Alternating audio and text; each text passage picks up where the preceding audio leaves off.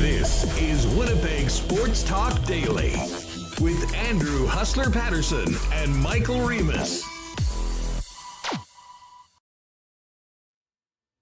Hey, what's up, everybody? Welcome to Winnipeg Sports Talk Daily for another week and another Monday here in the Peg. And what a weekend we have just enjoyed. Bombers beat down of the Riders at the Banjo Bowl, week 1 of NFL. Jets returning to the city, getting ready for upcoming training camp. Lots to get to with you today for the next couple of hours here on WST. We are looking forward to Jeff Hamilton's going to jump on. We'll certainly get to some Banjo Bowl, a little bit of NFL talk, and Darrin Bauming as well on the Bombers' big win over Saskatchewan on the weekend. And Remis and I, of course, will dive into week 1 of the National Football League as well, and look ahead to tonight's Monday Nighter with the return of Russell Wilson to Seattle with the Denver Broncos. Before we do that, a big thanks to the wonderful sponsors that make Winnipeg Sports Talk happen each and every day, including Coolbet Canada, Not Auto Corp, Princess Auto, Consolidated Supply, Vita Health, Wallace & Wallace, Aikens Lake, Culligan Water, Royal Sports, F Apparel, Boston Pizza, Canadian Club Whiskey, Breezy Bend, the Nick and Nicky DQ Group, Assiniboia Downs, and of course, the great taste of Little Brown Jug. A few Little Brown Jugs enjoyed on the weekend, I'm sure by many, especially before the Banjo Bowl. As great as that game was, the atmosphere before the game in and around IG Field, Princess Auto Tailgate Zone was as good as I can ever remember here in Winnipeg. And the Bombers sure served up a big W and plenty of points to send the fans home happier. The majority of the fans there, the ones that were in blue. Let's get going. Darrin Bauming coming up in a few minutes, but let's welcome in Michael Remis. Remo, how are you? Listen, this weekend was so good. I don't even know where to start other than I'd been saying going into the weekend that if you take out long weekends, this might be the weekend of the year. I stand by that even more after how much fun we've had for the last 48 hours, both in person at the stadium and yesterday watching a wild first week of NFL action. Yeah, I mean, the Banjo Bowl, incredible event, sold out, packed house. You put it on our Instagram story there, just the crowd there, everyone ready to have a good time. Kind of the send-off. You're saying goodbye to summer here as we approach fall and hockey season, but people are ready to have a good time. And then the Bomber game, you had the Bomber win, putting up 50 points. Even, it's bad when the backup QB comes in at the end and starts throwing TDs. And then yesterday we had NFL, and great to have NFL back, and we'll have football now every Sunday until February. So great weekend.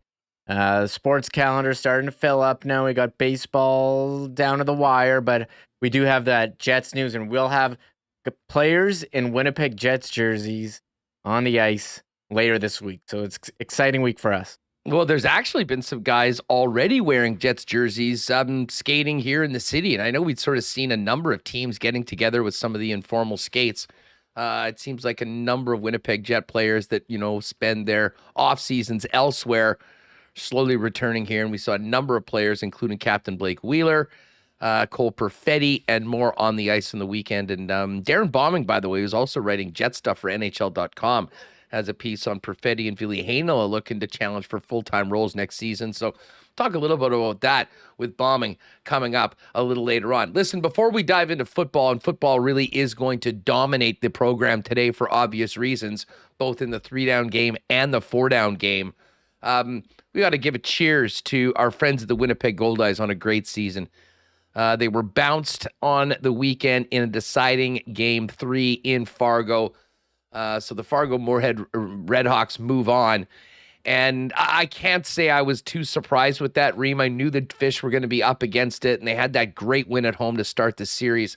but the loss of the player of the year in the American Association, Max Murphy, with that scary broken leg in game number 1, I think really made it an uphill battle for the Gold Eyes. We were hoping they could squeeze one out and get this thing back to Winnipeg for another series.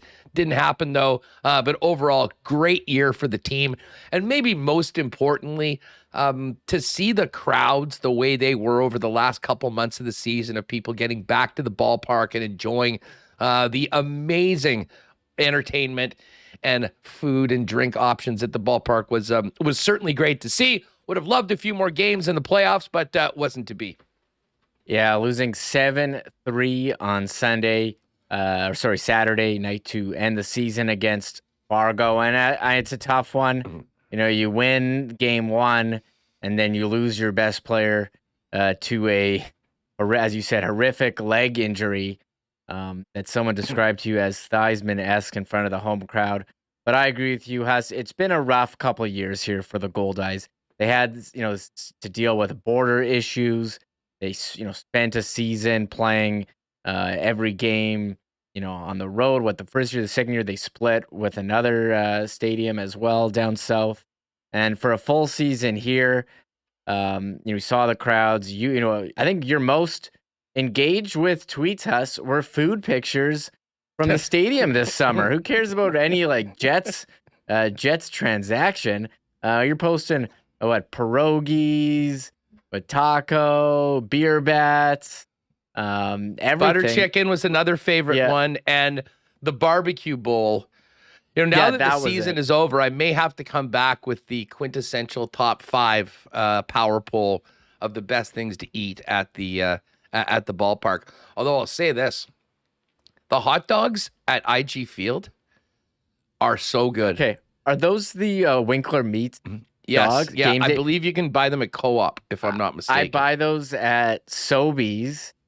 They have the Bomber logo on them.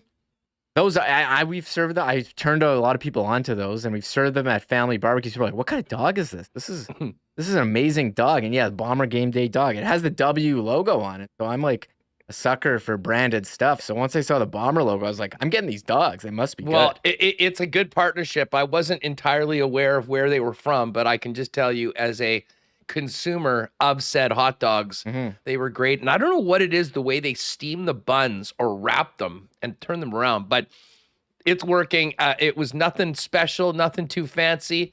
A slice and a dog at the game, and maybe a few CC and gingers and a few other things. But, that was just an absolute party, man. And I know we're going to get to this with Jeff Hamilton a little bit later on, and Hammer wrote about it in his article.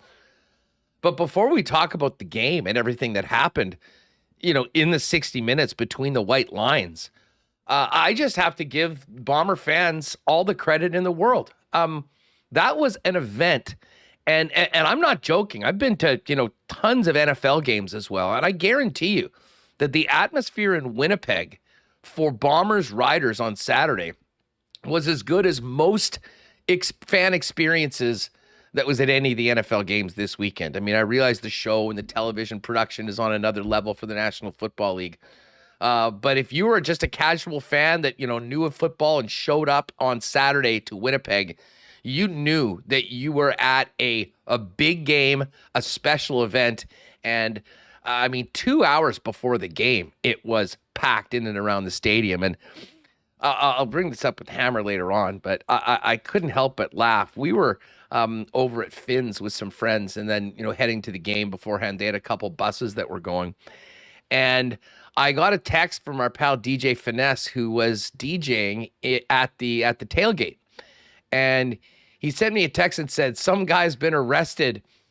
It's not even 2:00 yet. Now, I certainly didn't see any issues or any tomfoolery, but I guess this one individual got off to a pretty hot start for his day and was in handcuffs by 2 p.m. But 10 minutes later, as we got to halftime between Toronto and Ottawa, TSN did let's quick and check in and see how things are going in Winnipeg before the game. And of course, it's the guy with the blonde hair and the Dieter Brock jersey in cuffs being let out. That was the only thing I saw that was of the negative part, but everybody else, man, was having just an amazing time. The numbers of fans there early and before the game was as good as I've ever seen before, and it was a sign of things to come, because once we got into that stadium and welcomed the team on and got that football game going on, as fired up as the fans were and the crowd was, the Winnipeg Blue Bombers were up to the challenge and really rolled over Saskatchewan, putting up a delightful 50 burger on their arch rivals, running away with it. Yeah, what an incredible atmosphere at IG Field, and fans have always brought it for the Banjo Bowl, but us making it 4 p.m. on a Saturday, as you said, that you have time to get ready, for the game. People are showing up early. I see a lot of people, more people maybe than ever, riding their bikes to the game. That bike valet they have is like filled to the brim. Oh, and I've never seen more bikes than yesterday. I mean, I always sort of pay attention and check that out going in and out, and it's really cool to see the way, how efficient it is. I think it's quite obvious that people have had great luck, great experiences, bringing their bikes there, keeping them there, and then getting them out afterwards, because there was literally thousands of bicycles yesterday. And if you want to, get fans into the Bombers and into the CFL, it's this kind of game, this kind of atmosphere. I posted, the picture of I do a end of game score graphic on our Instagram, and some message us, what a game for our first Banjo Bowl. You're creating memories, experiences, and people are going to want to come back next year, because it is great to have this rivalry game. You can have a game that's a guaranteed sellout every year against your rival, where you pump them 54-20. What incredible, and what a game for the Bombers. I mean, I kind of was worried about them. Their offense, I play CFL fantasy DraftKings lineups every week, and I really haven't considered Zach Clare's last couple weeks here. But there he was, throwing for 4 touchdown passes, 2 to Nick Dembski, who's been absolutely on fire here lately, and 0 interceptions. I mean, it was just an incredible performance, all sides of the ball, from the Bombers. That's funny you mentioned that. You should check the WST DraftKings contest. What was the winning lineup? Who did they have in? Who did they have in? Who did they have? Maybe it was Zach Caleros, Nick Dembski. I should have known. Rashid Bailey. You had Alouettes Bailey? Defense. I had Wolodarski, Bailey, Dembski, The full Caleros. stack. That's an onslaught. Kadeem Carey. And I knew I was in a good spot after the Alouettes defense put up 25 on the Friday night against BC. So, it was good. 3-1 against the number. We just needed that. And, man, I did watch in the Pinnacle Club the end of the Toronto-Ottawa game. And Ottawa had a very good chance to go up. I mean, they had the ball in on, I want to say, about the 15-yard line. But, had a sack. And anyways, they ended up turning the ball over on downs, and Toronto escaped with that victory. But, listen, this was all about the Bombers and Riders on Saturday. I know the Calgary Stampeders put a whooping on Edmonton a little bit later on in the evening. But the first 50 burger that got dropped was at IG Field. And back to Caleros before I Barry Horowitz myself about the DraftKings win. He was absolutely brilliant and did it again for pretty much the full 60 minutes, distributing the football around to all of his weapons. And and you mentioned, there were some issues with the Riders of stomach flu or a stomach bug going through there. But Zach Caleros was on his game, slicing and dicing, and once again, doing what he does better than anyone, put up wins in the win column right now. And, top to bottom was just an incredible performance by the Bombers against a Saskatchewan team that was up against it with some real challenges, not to mention the ones they put on themselves each and every week, taking another 140 yards of penalties. This one was not close, although there was maybe a little bit of intrigue when the Riders took the opening kickoff in the second half back, but very quickly the Bombers reestablished their lead and never looked back. Yeah, I mean, look, you can't blame the Bombers that Saskatchewan players were sick. They just got to play their opponent, and they played them pretty well, putting up 50 points.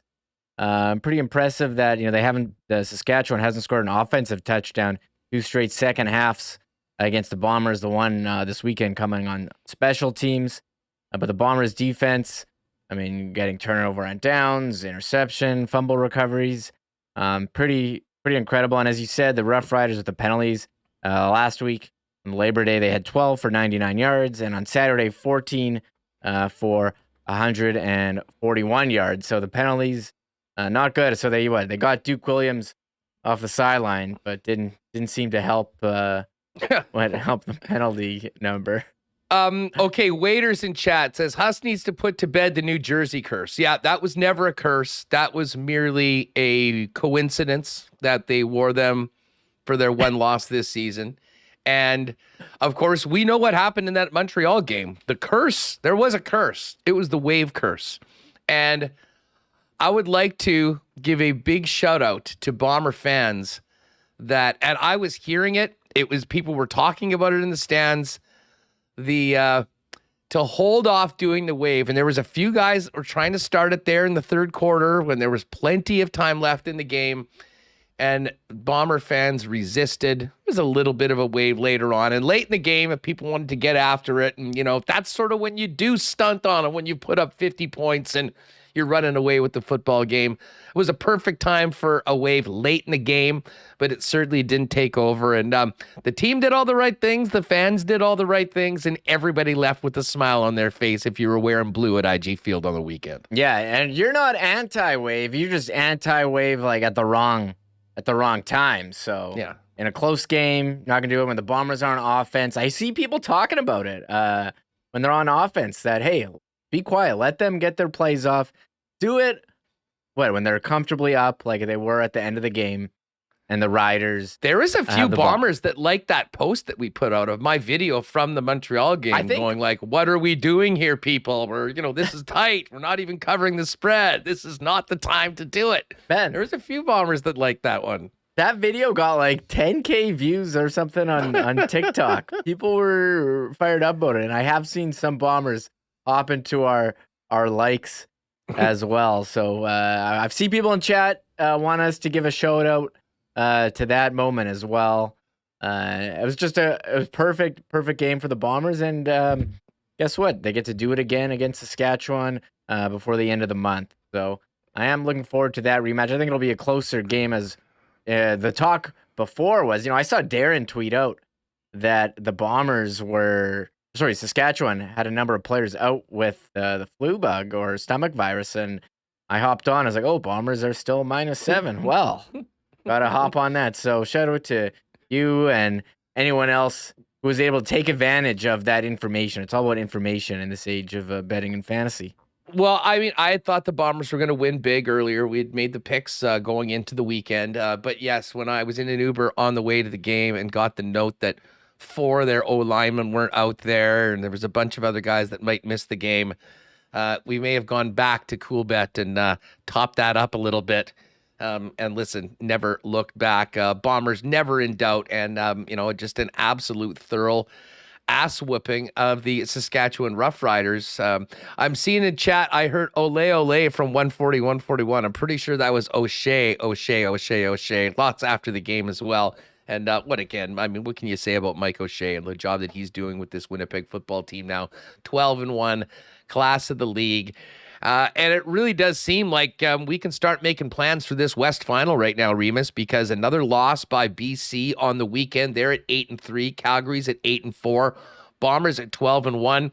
I thought that last year for the Bombers, it was a little bit strange that we got to the point that, it was a 14-game season. Essentially, they'd had the West wrapped up 10 games in.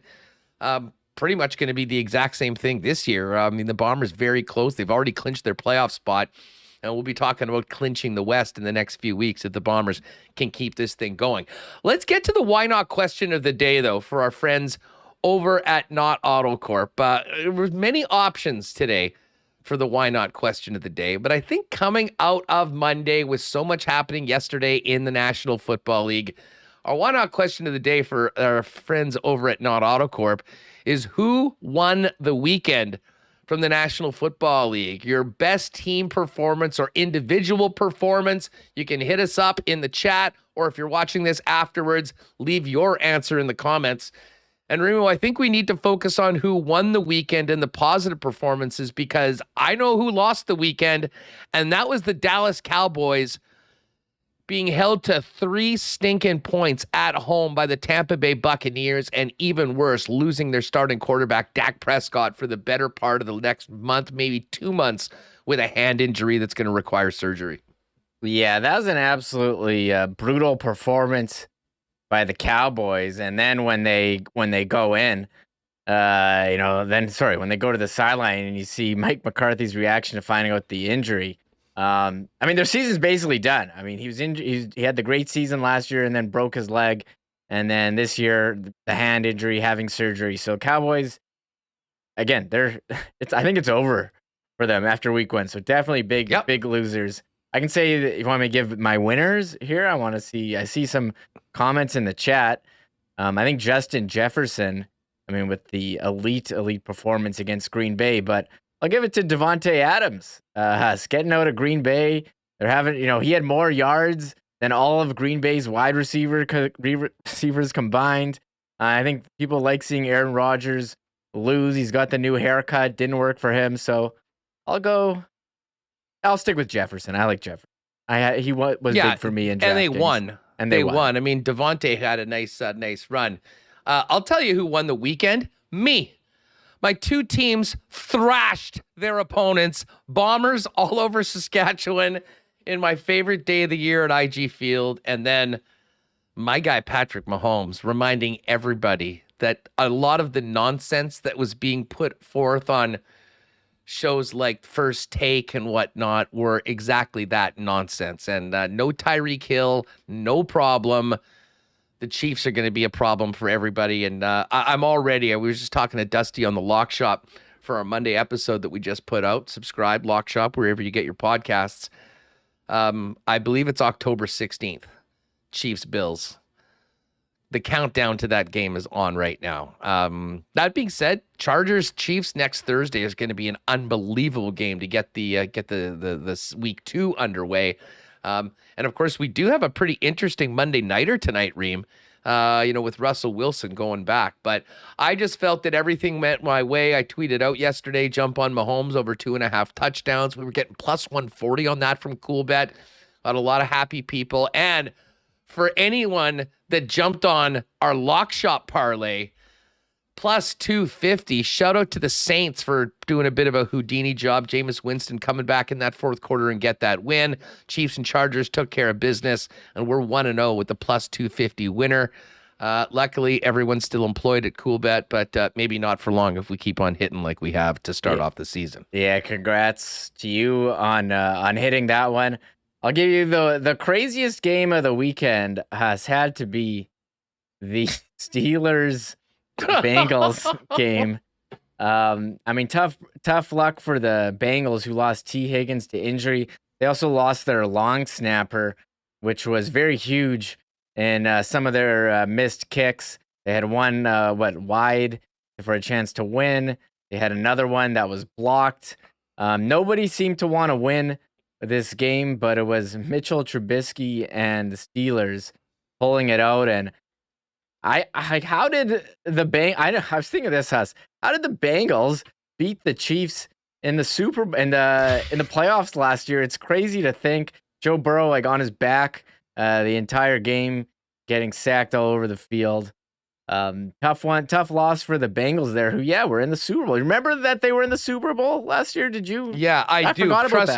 Trust me, at halftime of the first game, I mentioned to the guys, I go, it would have been nice if Joe Burrow could maybe, mixed one or two of those picks in the second half of the AFC Championship game.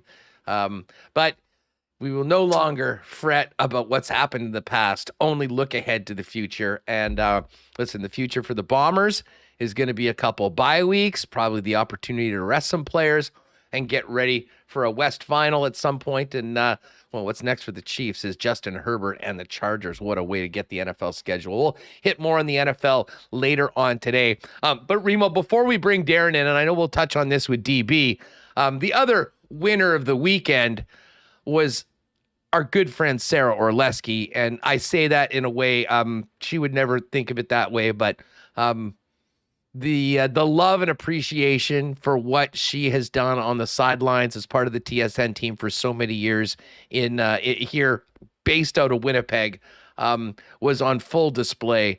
There's been some really cool moments over the last few years, of course, honoring Bob Irving with his legendary run as the voice of the Bombers. And this one's a little different. Of course, Sarah's, moving. We're still going to see her on a regular basis doing Winnipeg Jets content.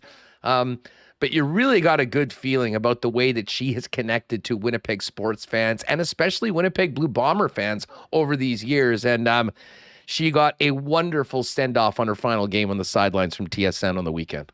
Oh, yeah. The Bombers, the Twitter account tweeted out at the end of the game, who's cutting onions in here? Got quite emotional. It was, the perfect situation for the broadcast. The game is pretty much out of hand. They're putting the backups in. So Dusty and Glenn Suter, gave their farewell to Sarah. They had pictures, messages from players. It was really well done on TV and in the stadium. And as you said, she's really connected with viewers, not just in Winnipeg, but across the CFL. It's always entertaining, joking about her on the sideline during the super cold games where she's there. But I mean, she's been a part of the league, the league broadcast for so many years, been in a lot of the big moments, and moving on to be part of the Winnipeg Jets content team. And we're looking forward to seeing what goes on there, but a really well done farewell on Saturday and got quite emotional. She had to do some interviews after the game and was having trouble putting together some questions there. So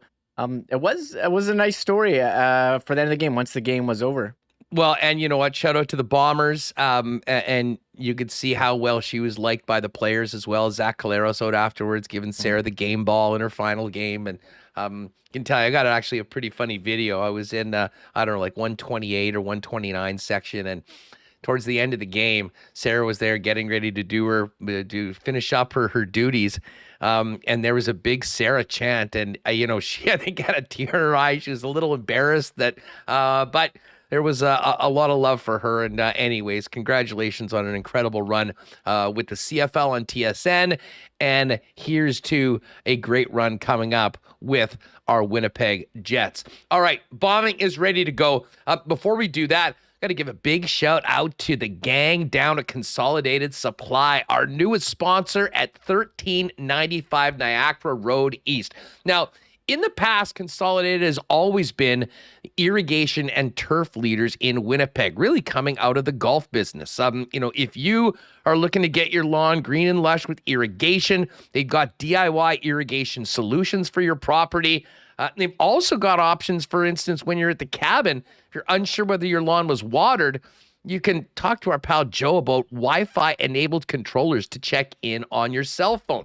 And hey, if you're done cutting it or you want a dream backyard, maybe that involves a dream putting green, well, they've got incredible artificial turf solutions as well for grass that will withstand your pet's waste or won't grow in the shaded area. Consolidated Supply has artificial grass solutions for you. And in addition, if you're thinking about that putting green in the back, they've also expanded, now have a great selection of hot tubs for the backyard and outdoor kitchens as well. Find out more. Talk to my guys, Joe and Spicy, down at Consolidated Supply, longtime listeners as well of WST. You can see them in person at 1395 Niagara Road East, or give them a call at 204-470-3832. Well, it might be a good idea after the weekend that many of us have had to maybe pop down to Vita Health and get back on the straight and narrow when it comes to what you're putting into yourself. Vita Health, of course, is stocked with Winnipeg's best selection of local, organic, and natural grocery supplements and beauty products, all at great prices. They've also got a great grab-and-go deli, fast and easy with delicious and healthy foods, including Vita Market, salads, sandwiches, and soups. Vita Health's a great local company that's been in business since 1936, empowering people to lead healthy lives. 7 Winnipeg locations, including the newest store in Linden Ridge, and online at myvita.ca. I know a lot of folks doing some last-minute transitions from summer to fall. And one of those things you may have been neglecting was your garage door. Now, Wallace & Wallace is the fencing experts in Winnipeg for years. You've seen their fences and trucks all around the city. You might not know that they're also the leader in garage doors, working with Clopay. the largest garage door manufacturer in the world with 161 styles of garage doors to choose from. There's definitely a style that's right for your home, and a new garage door can add up to 4% to the value for your home as well. Despite supply chain challenges, you can still get one delivered and installed in less than 4 weeks, just in time for the turn of the season.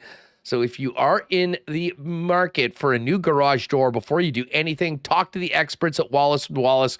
You can give them a call. You can see them online at wallacedoors.com or pop down and see them in person at their showroom over on Lawson Road. And hey, a big shout out to Pitt and the gang at Aikens Lake, finishing up the season over the next couple weeks, and what a year it's been. Already looking for a massive 2023. If you're already planning for some getaways next year, talk to Aikens Lake about booking a spot. You'll be on the water after flying in less than 2 hours from the city of Winnipeg. And as amazing as the fishing is, the hospitality and the people are really what make Aikens Lake what it is. Find out more online, aikenslake.com, or on all social media feeds at Aikens Lake. All right, Jeff Hamilton coming up a little later on in the program. We got lots to get to with our next couple of guests. Let's welcome in Darrin Bauming of Bonfire Sports. Pretty busy weekend for DB. Got a chance first off to say hi to DB on Friday night at the little Prairie Rivalry Bash. Shout out to the fans that set that up. Really cool. It was sort of like a mini Grey Cup party before the big game. And then things just took off from there, Bauming. I mean, the best atmosphere I can remember in the stadium in a long, long time, maybe ever, to be honest. And then a football game by the Winnipeg Blue Bombers, who got a chance to flex all over their rivals, much to the delight of the 33K in the building. What a weekend. Yeah, it was an awesome weekend. I see you wearing your Bombers W. I'm wearing my Winnipeg Rifles W. Huge win for the local junior football team, knocking off a second straight nationally ranked opponent. Look out for the Rifles. They're making a lot of noise with the Canada Bowl National Championship being hosted in the Prairie Football Conference this year. But you're right, it was an awesome weekend. And you mentioned the atmosphere inside IG Field. 33,234 is the capacity football crowd.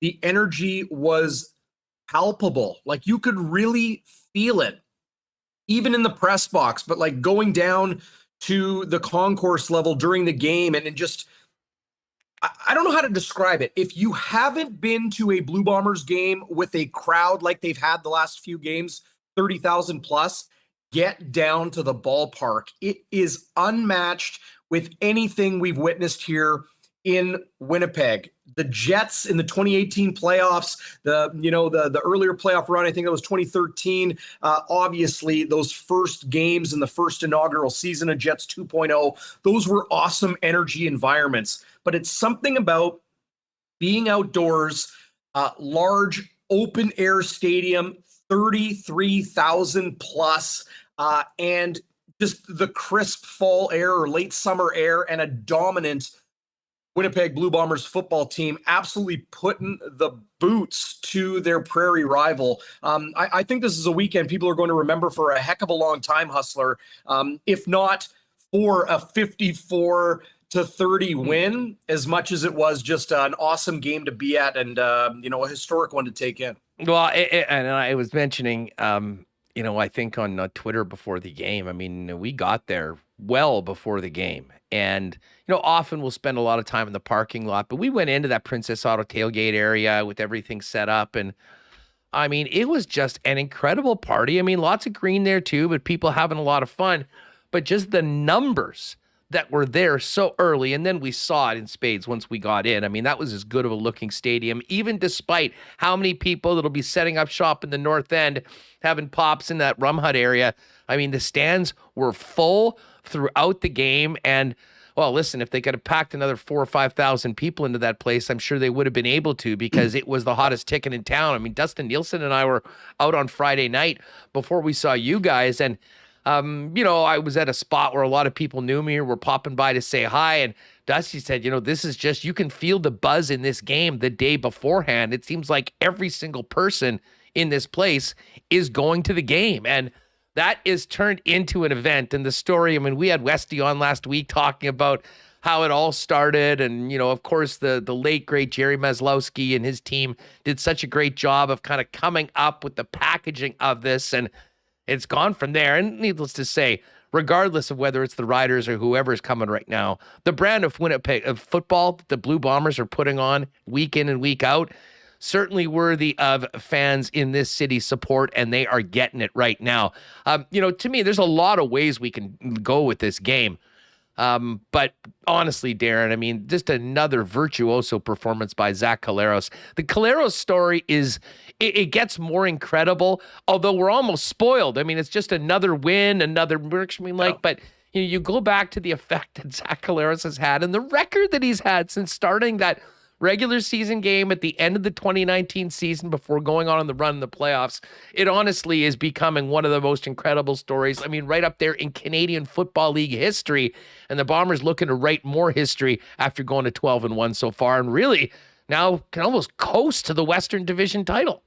Yeah, I wouldn't say they're going to take it easy, but they can afford to if need be. Obviously, injuries starting to bite the Bombers, as really it has all season. But to touch on Zach Collaros, I'm really, really glad you brought him up kind of off the top of digging into this game.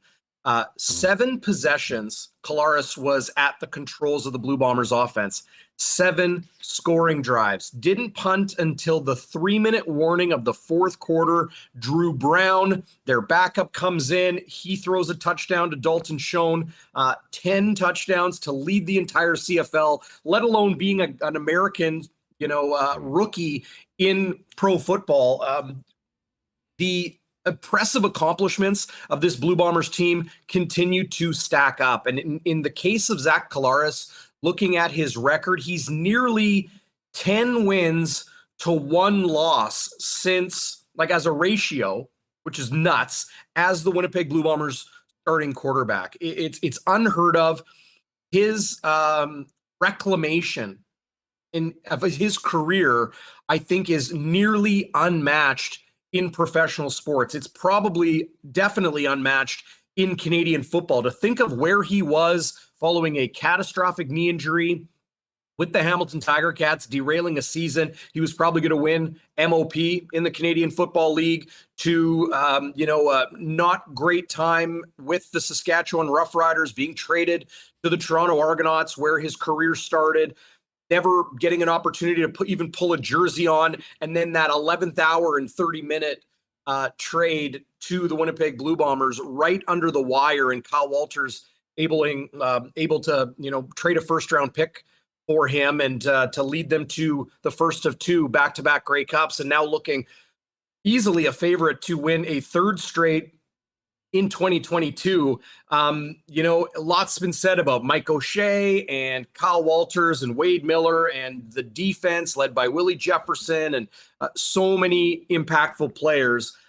It's really been Zach Collaros as that key linchpin, in my opinion, that from week to week and now season to season, they know they can win any game because they got number 8 strapping up the chin strap, when they hit the turf. Well, and you know what I mean? The way he was able to distribute the football, to getting everybody involved. I mean, Nick Dembski, came on earlier last week and had the 2 touchdowns in the first half.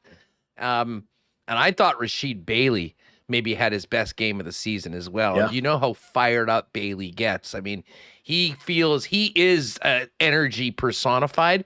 But when you get him in that sort of an environment, and a guy that, at times has been playing a little bit of a different role. We've seen Dalton Schoen be the star a number of times after Ellingson came out.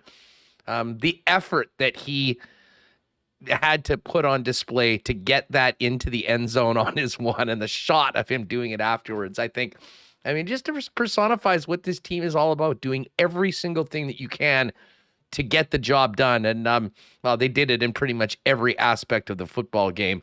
Although I'm sure the special teams meetings might go over the kickoff return, which was the one little blip of positivity for the Riders over the course of a pretty dreadful 60 minutes for the visitors. Quick thought on that, listening to you guys talk about NFL week 1 and all the, impressive performances and not so impressive performances in people's fantasy rosters or just watching the games across the NFL in week 1. What makes a football team dangerous?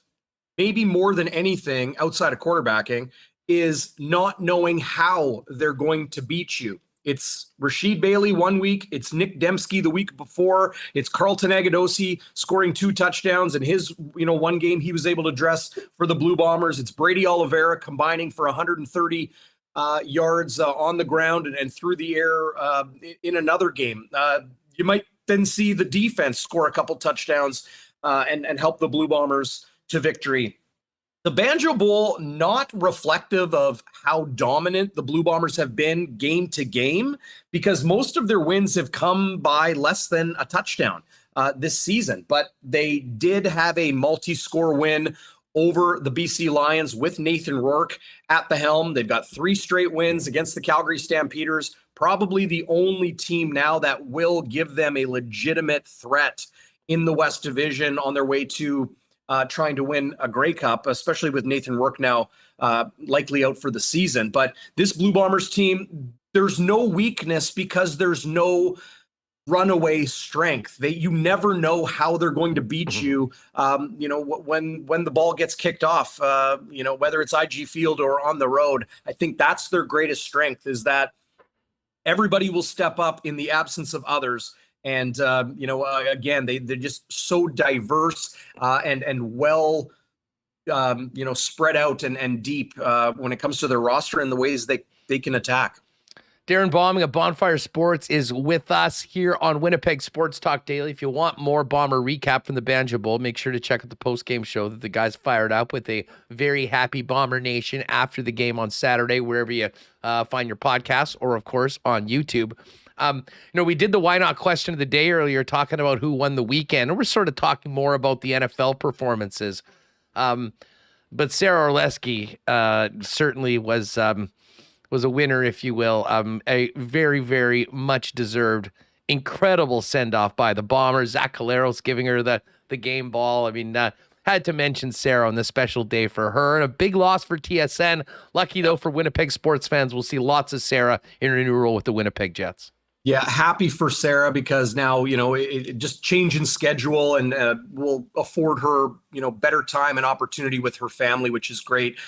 In the most uncliche way possible, because it's said so often about so many things, Sarah Orlesky is just awesome. She is such a kind person, away from the camera, away from the microphones and the media. Obviously, seeing her work here in Winnipeg for so long, somebody I think, boys and girls can look to her and aspire to be somebody in the media or work in sports or work in journalism or what have you. I had the opportunity to work really closely with Sarah, in our time at TSN and doing a lot of on-camera stuff with her. I talked about this lots on Bonfire Sports over the last couple of weeks, and her ability to just put you at ease and know that you're going to do a good job. To the nerves just kind of seem to melt away when you have someone who's as genuine and kind and helpful as Sarah Orlesky. So, of course, great to see everybody spill out all the love and appreciation for Sarah. We saw it in Calgary a couple weeks ago on the CFL and TSN. They gave her a helmet. Same with Saskatchewan in the Labor Day Classic. They honored her very well. Very nice to see her, host her final CFL on TSN game right here in her hometown of Winnipeg. And looking forward to seeing a lot more of Sarah. She's just one of the best. Yeah, well, it had to be that way. And the Bombers certainly came through with a very memorable game for her final one. And, of course, Zach giving her the game ball afterwards was a nice way to finish it all off.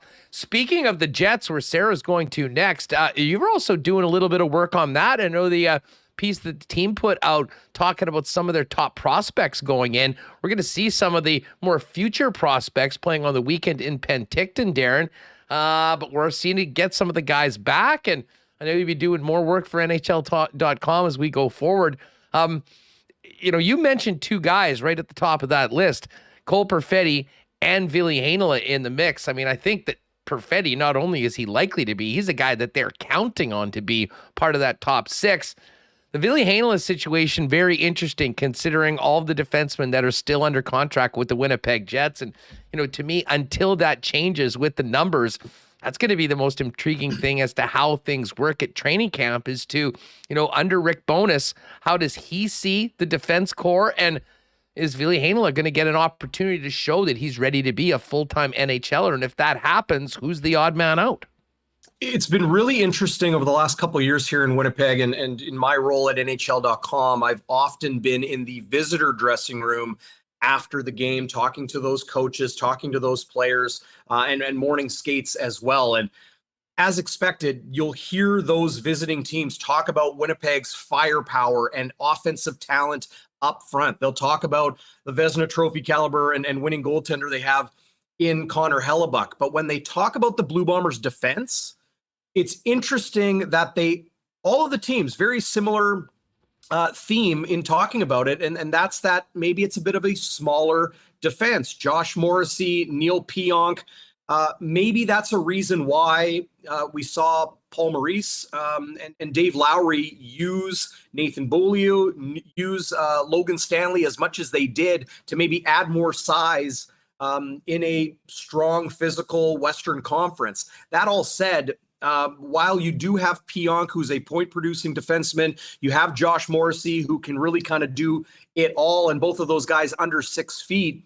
Where does Vinny Heinola fit in? I think it's getting to a point now where you can't delay that any longer. Brendan Dillon, Nate Schmidt are bigger bodies. Can Ville Heinola slide in to one of those roles and maybe even a top 2 pairing role where he can see more offensive opportunities and have to do less of that defensive digging down in his own corner? In talking to Mark Hillier, the Winnipeg Jets director of amateur scouting, spoke to him a couple times so far this summer. He told me that Heinola is excellent at retrieving pucks and moving them up the ice quickly. That's one of his strengths. Sees him as somebody who can quarterback a power play in the future. They don't need him to do that right now, but they do need to get him in and playing more NHL minutes. As much as they expect Cole Perfetti, and I think we all can expect him to be in the top 6 this season, they need to get Ville Heinola into a lot more minutes and turn him into a full-time NHLer. Yeah, no doubt. And I think that it's in the best interest of everyone, to see how that goes. I mean, there's been some talk, hey, if you're not going to have a spot, you move him. But I don't think for a second the Winnipeg Jets, after putting what they've put into Ville, after seeing the way he's performed at the American Hockey League level and in spot duty in the National Hockey League, would ever move on from a player like that without seeing how he looks with a consistent run in the NHL. Of course, something that we've been talking about all summer that still hasn't changed is the fact that, unfortunately for Ville, he's got some veteran defensemen making some significant money, still with the club. You've got Logan Stanley, and the other guy in the mix is Dylan Sandberg. And right, at the end of the season, if you looked at the Winnipeg Jets and how things looked in that team and were projecting for next year, I mean, many people would have Dylan Sandberg even ahead of Ville Heinola on, the likelihood of playing a regular spot. The problem for those guys is that as long as it stays this busy, Darrin, both of those guys are waivers exempt, while none of the other guys are. And even a player like Johnny Kovacevic, I think they would hate to lose for nothing. And that's a risk that you would be taking when you put them on waivers. Although, listen, a lot of teams have those same sort of problems, and there's a particular time where you might get lucky and move those guys through. But I'm fascinated to see how that goes. And to me, that is going to be one of the biggest stories of training camp. And the others, of course, more in the daily dealings with the media, hearing from Blake Wheeler, hearing from Pierre-Luc Dubois, and of course, hearing from Rick Bowness as to what he's bringing to the table to try to take a team that frankly looked pretty broken at the end of the season, putting them together and with many of the same parts, trying to get very, very different results. Can the message make the effect the Winnipeg Jets need to play a more complete 200-foot game? The offense is there. The goaltending is there. I truly believe that the talent on this roster is good enough to be a playoff team and to contend. But they need to be better, and something needs to get through to the leadership inside that locker room. Your viewers know that, the Blue Bombers are my main beat. What makes them successful? Mike O'Shea knows that the leadership in that room allows him to be hands-off. He lets those guys handle what needs to be handled because they know what it's going to take to win. And for the Winnipeg Jets, I think Rick Bowness's task is to ensure that Winnipeg Jets leadership inside the locker room is doing what they need to do off the ice to ensure that that entire team is pulling the rope in the same direction. And, it'll be a fascinating upcoming season here, Hustler. Of course, the criticism of few moves made in free agency and the like. It'll be interesting to see how the start of this season goes in this Rick Bowness era. No doubt about it. I mean, I think the first 20, 25 games are going to be very impactful to where this organization goes. I mean, if things go well and it's a complete turnaround, we're having a lot of fun on this program. We're talking about the team challenging for the playoffs, and maybe we're having some laughs about how anxious people were about what hasn't happened.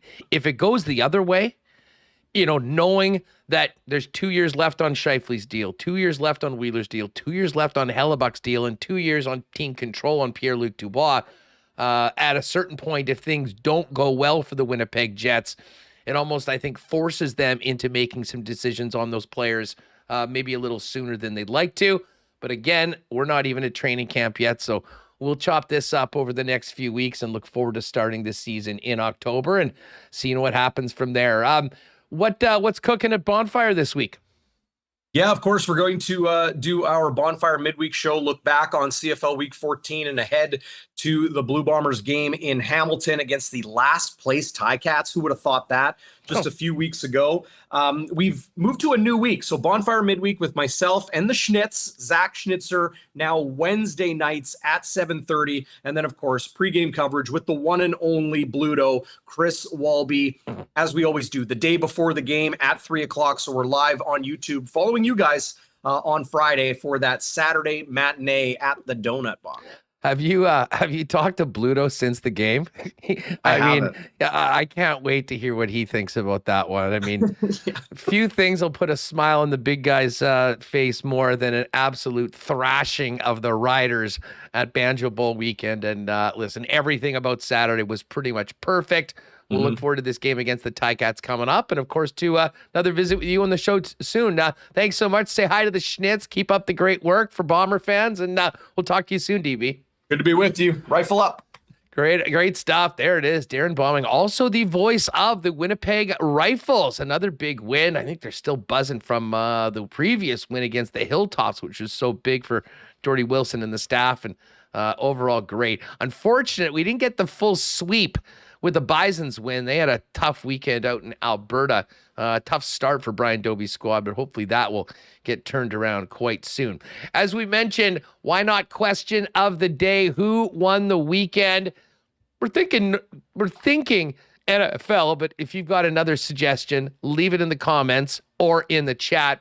And listen, our friends at Not AutoCorp are ready to get into fall. And if you are thinking about potentially an upgrade of a vehicle or a new one, before you do anything, pop down and see the experts at Not about what's available and what you are looking for, because if you're thinking about a vehicle that is not there, the Not experts will source it, find it, get it here to Winnipeg, and get you in it at the best possible price. Why not get into the car of your dreams at a great deal with the help of the Not team? Pop down and see them at Waverly and McGillivray. And don't forget about the Tesla Experience Program. If you're thinking about a move to electric, the Not experts have a great program to teach you everything about a transition from traditional vehicles to electric, what's involved, and they've been a Tesla leader in Winnipeg for a long time.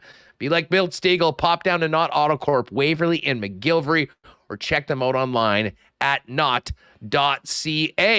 The gang at Royal was busy on the weekend, just finished the final tent sale of the year. Smashing success as always. And of course, now with hockey season here, NFL back, Royal Sports busy every day as the merchandise headquarters for Winnipeg sports fans. Bomber gear, Jets gear, all 32 teams in the National Football League represented as well. And as the hockey superstore for over 35 years, as you get back on the ice or the player in your family gets back on the ice, Royal Sports has everything you need to dominate the upcoming season. Royal Sports, 750 Pembina Highway. Follow them on Instagram as well, at Royal Sports Pembina, for the latest merchandise drops and sale information. Wasn't a lot of suits at the Banjo Bowl for obvious reasons.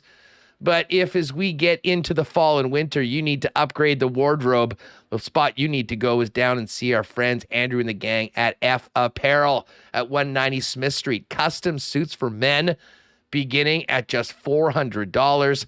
And so many different combinations, styles, fabrics available to you. You got to pick it out for yourself. And really, I just did this a couple of weeks ago. I mean, the entire process of picking out the suit was phenomenal. Got it, fit great, looked great.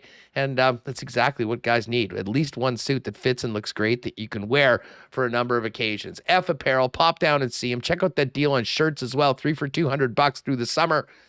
They're at 190 Smith Street downtown, and you can make an appointment or check them out online at that's EPHapparel.com. And shout out to Shane Lowry, who won the shortened DP World Championship overseas. Of course, Lowry, a big fan favorite, had a lot to say beforehand, and interesting to see the few of the live guys out there and some of the shall we say, the chilly receptions that they got from many of their counterparts that have not left for the rival league. Of course, all our golf reports are brought to you by Breezy Bend. If you're thinking about a great spot for you and your family next season on the golf course, give our friend Corey Johnson a call over at Breezy Bend and get on that waiting list, or find out more online on everything waiting for you at Breezy Bend online at breezybend.ca. All right, Jeff Hamilton's going to join us in a couple minutes. But we hit on a couple hockey topics with Darrin. I want to get Remis back in here for a minute because Reem, we'll be focusing in, and I know we're going to hook up with Jamie Thomas later on this week. He's going to head out to Penticton with a bit of a preview for the Young Stars tournament, which you have, for some reason, been fired up about for the last couple weeks. But there was some more hockey news today. And Evan Rodrigues, a guy that we've mentioned quite a bit, finally off the market. He has signed with the Colorado Avalanche, who I guess had a little bit of money left over once Nazem Kadri signed with the Flames. Evan Rodrigues going on just a 1-year, $2 million deal. Probably would have had maybe a little bit more money out there, but maybe not as good of an opportunity to have another strong season and set him up for a bigger payday and a longer-term deal next season after playing with the Stanley Cup champs for a year. Yeah, we've been on Rodrigues' watch for a while, thinking that a guy who's right shot could play middle six, even top six at times, would be a great addition to the Winnipeg Jets. But when you have a team like the Colorado Avalanche, the defending Stanley Cup champions, offering you a contract, it's hard to turn down. I don't know if there are any multi-year offers. I'm assuming not. That's why we're here at September 12th talking about this. Evolving Hockey had him projected for a 3-year contract at $3 million a year. So this is still a pretty good deal for Colorado. But I'd like to know if the Jets, were involved in discussions. But, we said he would be a bargain if you could get him for 1 or 2. But I'm sure players are asking for a Jets tax, and that's why they lost out on players like Danton Heinen and Kelly Yarncroke. That has been reported throughout the summer. That they lost out on those players, and they took cheap deals with teams maybe closer to contending. So the Jets have the Sam Gagner signing from a couple weeks ago. We had been wondering if there was going to be more. We were on Rodrigues' watch. He had a great year in Pittsburgh last year, better in the first half than in the second half, filled in when they had injuries in the top six and plays center and wing. So Colorado, they lost Kadri. I like this signing for them, Huss. You know how strong they are at defense. There were some questions. They lost Burakovsky and Kadri, but now they have Evan Rodrigues here. I'll throw up daily face-off what their lineup is going to look like. You think, they lost a step. I don't know. I don't think the Western Conference is very good, especially the Pacific, and the Central's got a couple teams in Chicago and Arizona who aren't even trying to win, but Nichushkin, McKinnon, Rantanen, Landeskog, Newhook, Lehkonen, who was very good, and Rodrigues there. They have him. Man, this is a deep team, Huss. Colorado. Yeah, it is. Although I don't think, all due respect to Compher and Alex Newhook, Nazem Kadri was an absolute difference maker at the center position in both ends of the ice and had a career year scoring as well. So, there'll be something, on the shoulders of those young players, to make up for the loss of offense, but still top to bottom. they will be right at the top of those odds lists for the upcoming Stanley Cup. But by the way, Garrett Morono, thank you very much for the super chat. I think we know who that is. That might be the alias of the Freezer who is back, but appreciate that, Garrett Morono. And yeah, whenever you want to get that taken care of, you let me know.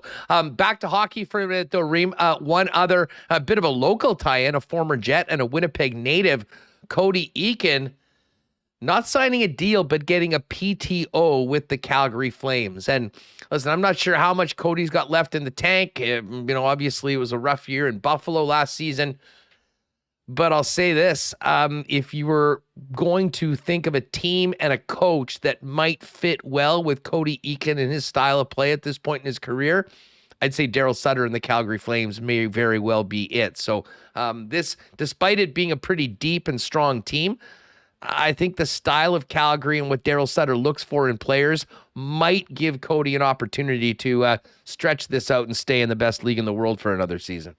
Yeah, all the best to Cody Eakin, former Winnipeg Jet, played 8 games here in 1920. He actually played a really nice number of games last year. He got into 69 with Buffalo, recording 12 points, and you have to wonder if he's just one of those guys, if maybe he doesn't catch on with Calgary. I guess he could, depending on injuries or roster spots, but if some of these PTOs, are auditioning for another thing. I did see a theory out there, too, that some of these PTOs are being signed because you need to have veterans in these preseason games. And we've seen in the NFL, especially, like, guys just don't play preseason anymore. There's no point. You don't want to risk injury. Well, I'll tell you what, if you watch some of these games yesterday, I think you might be reconsidering that, not playing any guys, because the teams that had none of their players play in the preseason had very, very slow starts. And we'll touch on that a little later on. We'll do a bit of a recap of the best and the worst of the week in the National Football League and talk about the Monday Nighter coming up a little bit later on. But let's hook up with the hammer. Jeff Hamilton of the Winnipeg Free Press stopped by just before the program due to a timing issue. And we caught up, talked a little Banjo Bowl. Of course, the week in the NFL and everything else coming out of a crazy weekend here in Winnipeg. Jeff Hamilton from the Winnipeg Free Press, now on WST. You survived the weekend? Oh, yeah. This one was a much easier weekend than the previous weekend in Regina. But yeah, this one was ideal. I mean, it was decent weather. It was, I think it's the last game. It's going to have the windows open in the press box. But as far as my own self-inflicted harm, it was at an all-time low, following an all-time high. No garage sailing time with the big Banjo Bowl on Saturday, but you can make up for that next weekend. Speaking of the game, and just before we get to it, I have to say, and I know I've chopped this up with Remo before, that was the most electric atmosphere before a game I think I can ever remember in Winnipeg. And there's been a lot of good ones. I mean, the scene outside in the area by that Princess Auto tailgate zone. I mean, heck, we hadn't even left the establishment we were at beforehand when I first got a text from Finesse, who was DJing there, letting me know that someone had been arrested and it was barely 2:00. And then 10 minutes later, as many of us saw at halftime of the Argos Ottawa game, the guy in the Dieter Brock shirt that was getting arrested was shown from coast to coast on TV. Now, I joke about that. Other than that, everything was smooth. But this was an event, Jeff. It continues to get bigger and bigger each and every year. And having a 12-1 football team will do that. Well, Huss, I do have 5 takeaways after each game, and I couldn't ignore the atmosphere as one of them. And, it's as you mentioned, we've seen a lot of great crowds at IG Field. We've seen a lot of great crowds at IG Field this season. I look back at the 2 the Calgary games against this club, and they were those were rocking. Those felt like a playoff atmosphere, but this one took it to an entirely new level. And when you ask your fans to be loud, to wreak havoc for the opposing offense, that's a big commitment, because it's not just start yelling once they snap the ball. It's that continuous noise through their, play calling process throughout that. And that never wavered. Now, obviously, give your fans something to cheer for. And when your offense is going to open the game with four straight touchdowns and points on 9 out of 10, certainly going to get you riled, certainly going to get you in the mood to cheer. But that was an all timer. I mean, the atmosphere, and what I wrote about was, it's hard to replicate that rivalry in every game. But if, you can't help but think, imagine the CFL was like that every weekend. Imagine fans filled into stadiums and much like we see in the NFL every week, where they tailgated as crazy as they tailgated this past weekend, they cheered as loud as they cheered this past weekend. They enjoyed themselves as much as they enjoyed themselves this last weekend every week. And it makes you think of a league that's won't be talking about the bottom line every off season. So, certainly the fans showed up. There were sprinkles of green, but definitely to the blue and gold faithful. Well, and to your point, I mean, I've been, popping on some shows outside of the market for the last week, talking about the Bombers and the win of Labor Day and this. And I mean, I keep coming back to, if there's a way you could possibly bottle this atmosphere of this rivalry for these two games and just give people a taste of it in some of these other markets, I think it could be incredibly impactful. I mean, there's a lot of work to be done in a lot of other places, including Edmonton. I mean, listen, we realize that the Elks haven't won, well, ever as the Elks, in fact, at Commonwealth Stadium, and that's obviously hurting the bottom line and the interest in the team right now. But stark difference from what was happening here in Winnipeg than what happened in the late game over on Saturday night. But as far as the football game goes, we'd all heard the reports before that the Riders were dealing with some sort of a stomach flu. I mean, some people will joke they were putting out excuses before the even game. I think it's obvious that was the IG flu. I think was flown out there. The IG flu. But full marks to the Bombers. I mean, they came out, executed, and it really started with Zach Collaros. I thought he was pretty much for the entire 60 minutes just absolutely brilliant, as he is usually. But this was a big statement game for the Bombers and an emphatic whooping of their Prairie rivals. Yeah, and I'm not by any means going to suggest it deserves an asterisk or a note, but certainly, the hand that the Riders were dealt prior to kickoff was awful. I mean, if you looked at the actual changes, there's probably about 3 or 4 guys that weren't capable of dressing, were that bad. Notable names: Kean Schaefer-Baker, a Canadian receiver that's done a lot of great stuff this season. Particularly was their arguably their best player in Labor Day the week before. Justin McInnes, another receiver. Jeremy Clark, a starting corner. Or halfback, or in the secondary, regardless. And then you had Mason Fine, the backup quarterback, which, obviously you'd rather, if you had to pick between your starter or your number 2, you're of course gonna, you're gonna want to be able to have your starter available. But Mason Fine is the backup plan, right? I mean, he doesn't play the same way as Dakota Prukop does with the Bombers, but you need that guy. I mean, he's an important piece of the puzzle. And then that just accounted for the guys that didn't even play.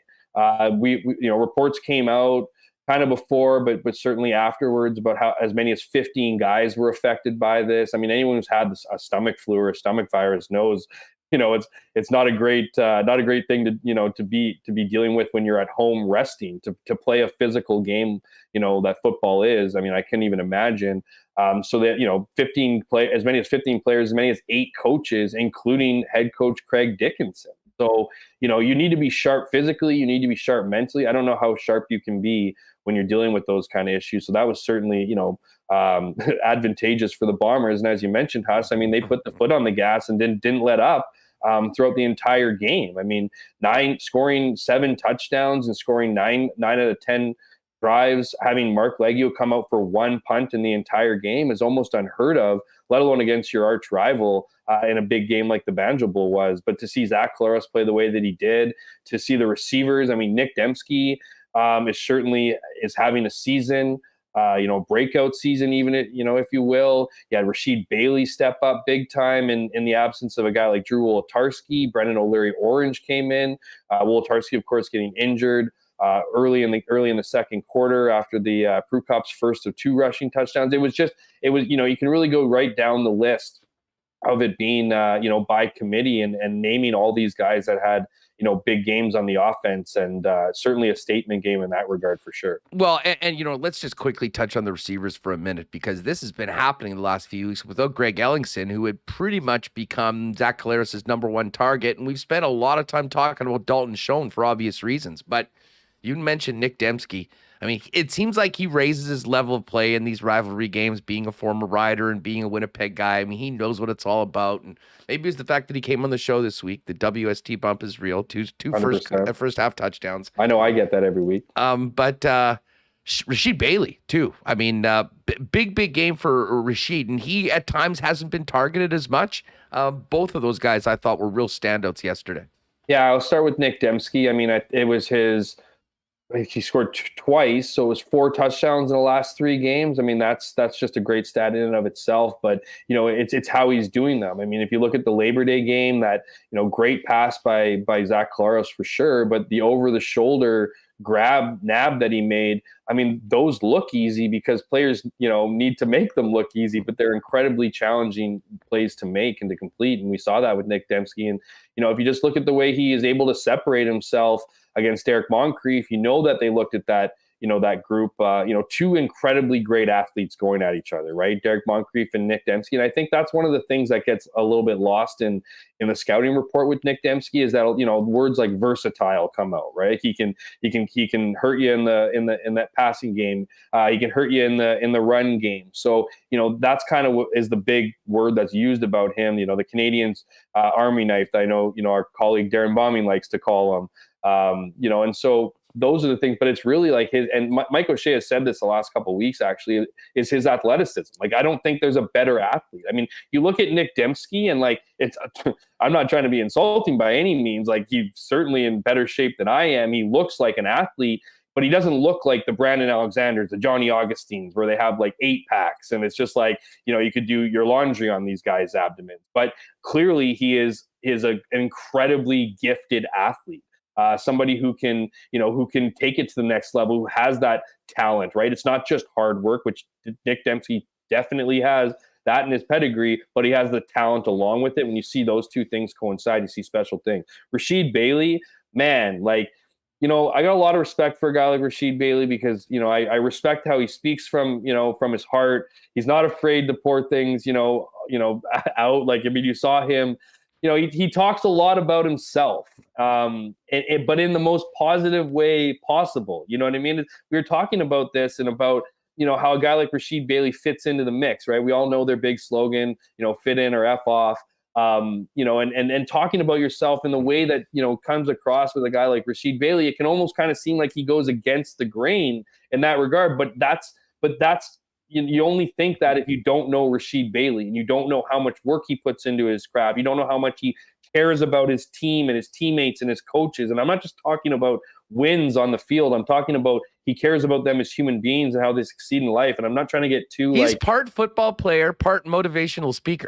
100%. And so for him to be able to kind of get those results, because him, like Drew Wolodarski, they're both having great seasons because they're doing exactly what the coaching staff is asking them to do. That's all the grunt work, the stuff that isn't appreciated, the stuff that, Dalton Schoen's been incredible. There's no doubt about it. Him getting his 10th touchdown, currently leading the CFL in that category, is incredible for a rookie player. And we've seen it, almost every game with this guy. But we've seen guys like Drew Wolodarski and Rashid Bailey also bring it every week. It just looks like clearing lanes for big blocks, making sure you're running all your routes so that those guys are available and open and being that threat on the field, right? Because guys get open because, everyone is seemingly a threat on this offense. And that only works if you're running your routes to their fullest and you're going through all your reads, while Zach Collaros, as we know, loves to scramble, right? So it's staying true to your assignments. And so to see him,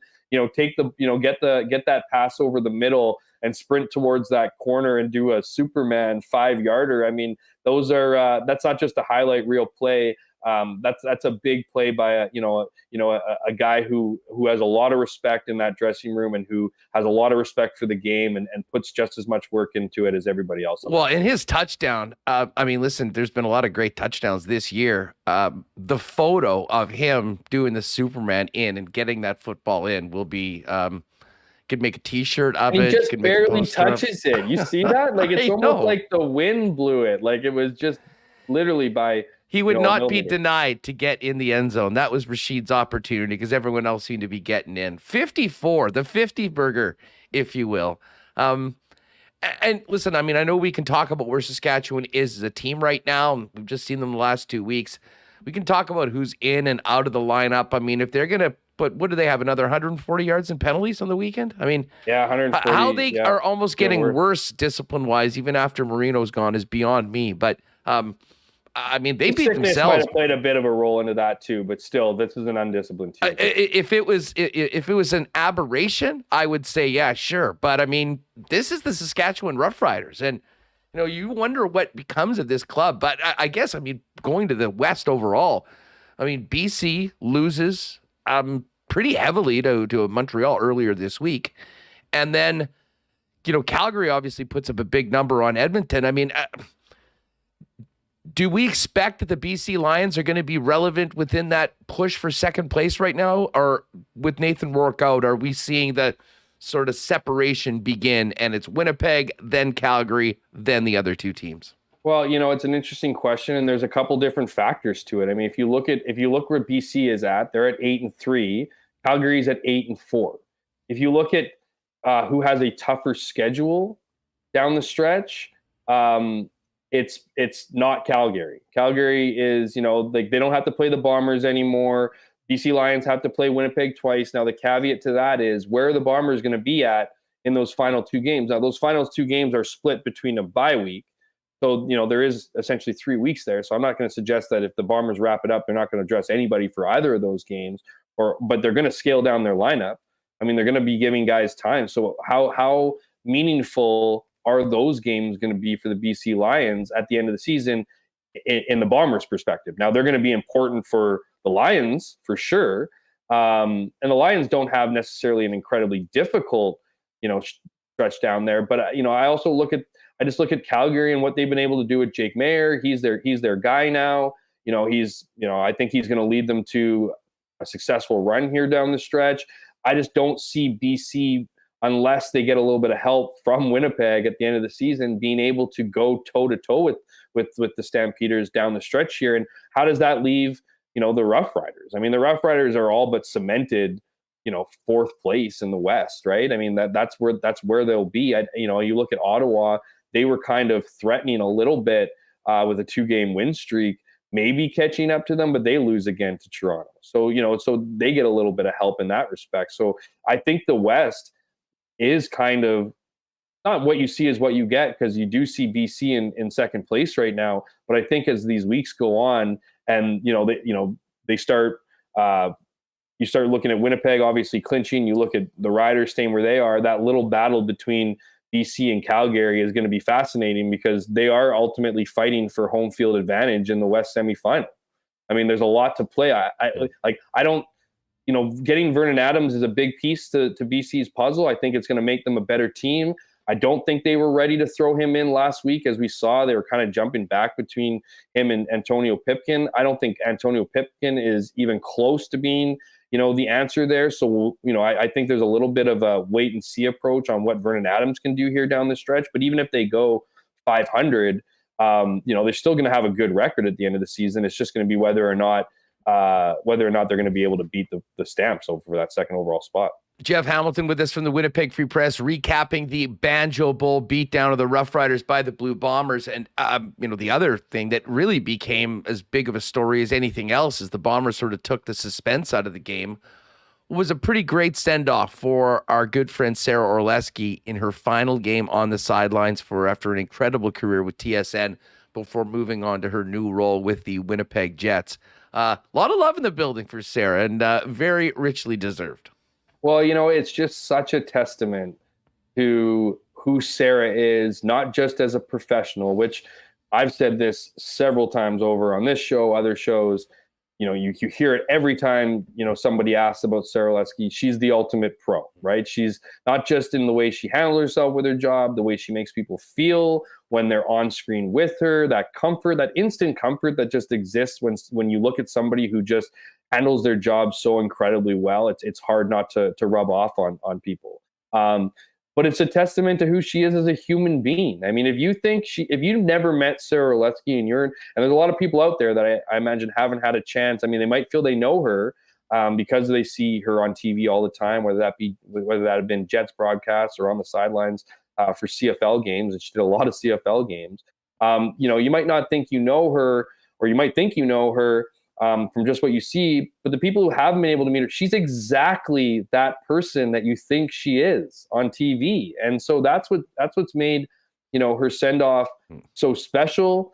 It's been a little bit like, I'm sure if you asked her, she certainly would appreciate and is overwhelmed with all the support, but it's almost kind of like she's retiring. She's just going to get another job, so you're still going to see her, but it's just a testament to how much she meant to people, how much she means to the CFL, how much she, just what she brought, because the ultimate goal in having somebody on TV is to have them be able to create an emotion for the audience, to create that connection, right? That's for decades, it's all about inviting you into your living room and being part of your day and being part of your, sports viewing experience. And Sarah Oleski encapsulated that absolutely perfectly. And to see her get the send off that she's got, this weekend, last weekend, as she finished up her road games, has been incredible, but it's also been incredibly well-deserved. Yeah, no, there's no doubt about that. Sarah will be missed on the sidelines, but it'll be a great thing for Jet fans to have her on the beat and, cranking out content on the reg over for the Winnipeg Jets now in her new role. But congratulations again from all of us here at Winnipeg Sports Talk on that amazing run. And then the Bombers weren't done yesterday. I mean, right back at it yesterday, welcoming in fans for Fan Appreciation Day. I was kind of focused in on the National Football League, but it just speaks to what this organization has done on the field and off the field. Day after a big game like that, to welcome in as many fans as they did. Man, they're doing a lot of things right, not just in between the white lines. Yeah, the one thing not the one thing, but one of the things I can, you can appreciate with the Bombers, the organization, the players, the coaching staff, all the way up to Wade Miller, is that they understand the value of the community. They understand that how important it is to give back to the fans, to people who support them week in and week out. It's not all that surprising to see players there, but you mentioned it was after a big game, but it's that's been kind of the game day experience has also been the kind of the Blue Bomber experience. So they have these different events. They've made efforts to do other things in the community. Most recently, Holly Jefferson, the wife of partner of Willie Jefferson, she's taken over the women's kind of club, and they do stuff for exclusively women who want to learn more about the game and get involved with the organization. So there's a lot of efforts being done.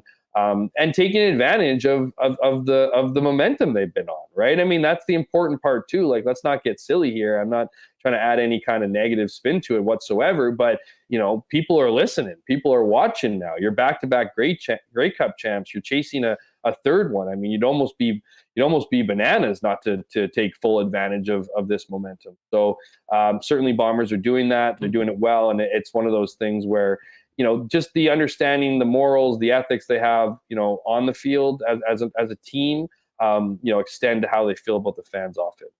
Well, Jeff, week 1 of the National Football League went yesterday, and I wouldn't say there was many Bomber-like performances, although Patrick Mahomes sure looked like he was ready to go. 5 TDs, a crushing of Arizona. But I know we were speaking off air beforehand. Pretty sharp for week 1. How about those Vikings? I know you were on that one. I was on it as well. I'll be honest, I was a little nervous. This was just a 1-point spread. It really could go either way. But we did see a Packers club that's obviously going to take a little bit of time for Aaron Rodgers and his young receivers to be a bit more confident to catch passes. Oh, man, that drop by Christian Watson was a game changer. But if you pick Justin Jefferson early in your fantasy draft, you're pretty happy watching the way he's being used by Kevin O'Connell in his first game. How gross is he, man? He just gets open nonstop. And it wasn't like he quietly came into this season. I was getting hyped. He was going to be the, if not the best, one of the best receivers in the league. But he certainly hit the ground running. Look, I don't try to get too political or whatever, but Aaron Rodgers has just done so many things over the last X amount of months through COVID and everything. It's hard, it's pretty easy to cheer against him. And you look at that kind of rivalry between the Vikes and and Green Bay, and to to kind of get the beat down that they gave them was pretty impressive. I just, you look at Devontae Adams in Las Vegas, and he had more yards than the entire receiving group for Green Bay. So that's some sweet kind of comparisons. I thought it was a great week one, though. I mean, one of my big takeaways was, hey, maybe we shouldn't be so hard on Mark Leggio. Kickers miss stuff, eh? So it was God. like, it was an incredible week of just bad kicking. I mean, I actually turned off the Cincy game. I couldn't handle it anymore. I actually went into my living room. The game I was kind of watching in my bedroom. The games were on, and I'm like, I can't hear this. So I plugged my ears for a little bit, and I just opened them, and it was a miss. And I refused to watch overtime. So when I heard about what happened in overtime, I just couldn't believe it. But it definitely was one of those games where it looked like a lot were being decided pretty early on, and then you had teams flip the script down the stretch. And so if you're just in it to love watching the game, I mean, I don't know if you could ask for much more in that opening week as far as nail biters go. No doubt about it. We're going to have more NFL talk a little later on and wrap up all the games and head into tonight's Monday Nighter with the return of Russell Wilson to Seattle to take on his former team, the Seahawks. Before we go, though, Jeff, a little bit of NHL news today. Evan Rodrigues, a guy that had been long mentioned, just I think more by people speculating about, a potential addition to the Winnipeg Jets front 12 forward group, that maybe he'd be a nice fit. Signs for $2 million after a pretty good season, only gets the 1 year, but he does it with the defending Stanley Cup champs. I imagine this is another example of, the big money not being there for a player and deciding, well, hey, if I'm going to take a little bit less than I think that I'm worth, I'm going to do it with the chance to play an extra couple months and maybe win a championship. Well, yeah, and that's exactly what I see with that. I mean, to kind of relate it to the Winnipeg Jets, you look at him taking $2 million with with the Avalanche.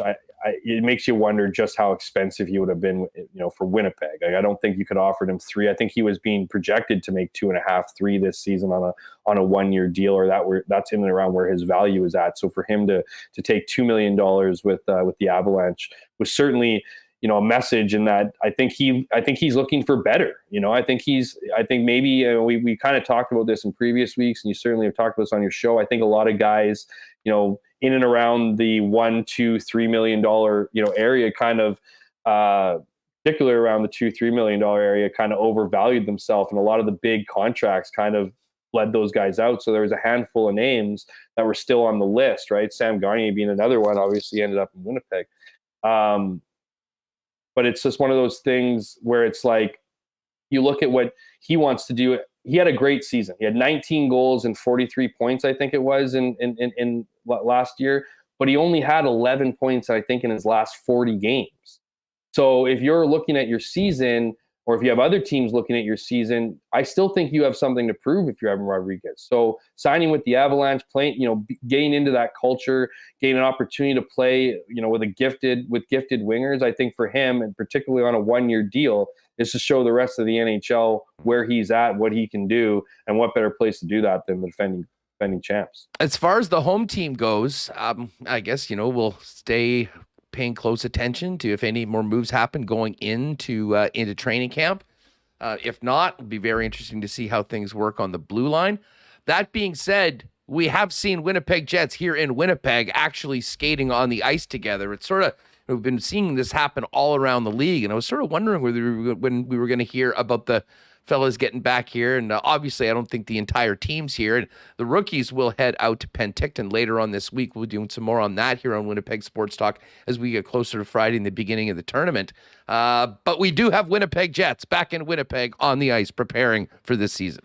Well, and that's the big news, right? The photos of the guys coming off the Iceplex for informal workouts. It feels a little later this year, to be honest with you. We used to have reporters almost staking out outside of the Iceplex in early to mid-August, looking around to see if any guys were coming in for skates, as they often would early in the morning, and then go on with their days. But some guys are trickling back into town. I mean, camp's right around the corner, right? Right around next week or 2 weeks here, before things begin in earnest. So not surprised that guys are trickling in, not surprised that guys are going for informal workouts. And just getting ready for the season. I think what's going to be interesting is when they start talking. It's great that they're skating.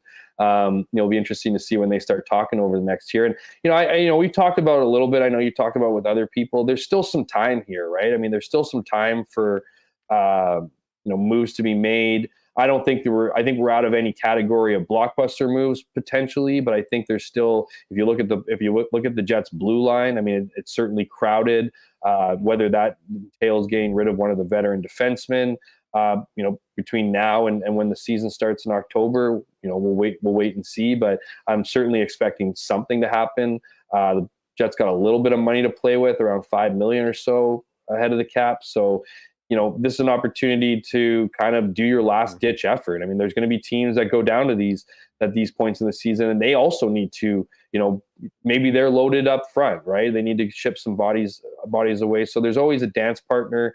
We'll just see if the Jets can find one here as camp inches closer. And even if camp does inch closer, gets here, that doesn't mean that there can't be a move down the line. It's not as common to do something around training camp, but it's also not unheard of either. Well, the Jets did put out a tweet yesterday with a link to a piece that says the future is bright with Cole Perfetti and Ville Heinola expected to vie for full-time roles in the NHL season. I think you pretty much put Cole Perfetti in the top 6 in ink right now, just considering the real lack of competition right now with it. Ville Heinola, a different story, but I know people were excited to hear that and hope that does in fact come to fruition. Hammer, thanks so much for doing this, man. We'll hook up real soon and enjoy the Monday nighter tonight. You taking the Broncos minus 6.5? See, I've been reading lots about it. I tend to lean to the Broncos. Why would you bet against Russell Wilson against his former team? I know they know everything about him. I know all that stuff. I know Geno Smith had a great maybe is a bit aggressive, but a decent, showing last season down the stretch. But I don't know, man. Hammer the Broncos. Let's go. Yeah, the underdogs were barking, but I still have a hard time betting on Geno Smith against Russell Wilson. Broncos country, let's ride. Looking forward to it tonight. Enjoy the rest of the day, pal. We'll talk to you soon. Thanks. Thanks a lot, Haas. Thanks for having me on. Take care. All right, great stuff with Jeff Hamilton, as always. Folks, if you haven't already, please hit that like button, hit the thumbs up for today's episode.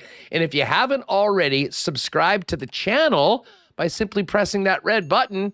What the heck are you waiting for? It's completely free, and you'll have all the latest WST content in your feed if you do miss the show when we're live Monday to Friday at 1:00 p.m. Thank you very much for the support of it. And by the way, thank you to Phyllis, who was out at the Banjo Bowl rocking the WST hoodie and got some nice comments, people asking her about her. And Jeff Wozni sent us a nice note, had a great experience with the Wallace & Wallace folks. They came by to help him with his garage door right now. So always great to hear stories from those of you supporting our sponsors that support us. And speaking of those, huge shout out to our friends at Princess Auto.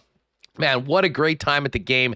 And that Princess Auto tailgate zone has never been banging like it was before for the Banjo Bowl. 2 hours before every Bomber game, and we'll do it again in a couple weeks against the Riders again in the Bombers' next home game.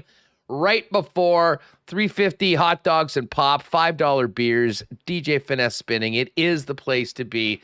Just don't be like Dieter Brock and get put in cuffs and led out of the tailgate by Winnipeg's finest coast to coast on TSN.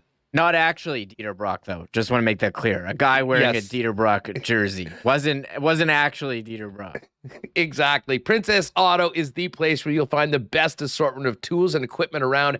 Everything you need to complete the projects on your list is at Princess Auto. 2 Winnipeg locations, Panet Road, Portage Avenue West, and you can shop online 24/7, 365. And by the way, speaking of Princess Auto, huge shout out to Jen Jones, Mackenzie Zacharias, and Team Jennifer Jones. They won the Seville Shootout on the weekend, proudly sponsored by Princess Auto. First tournament victory as a team. So shout out to the ladies for that big win.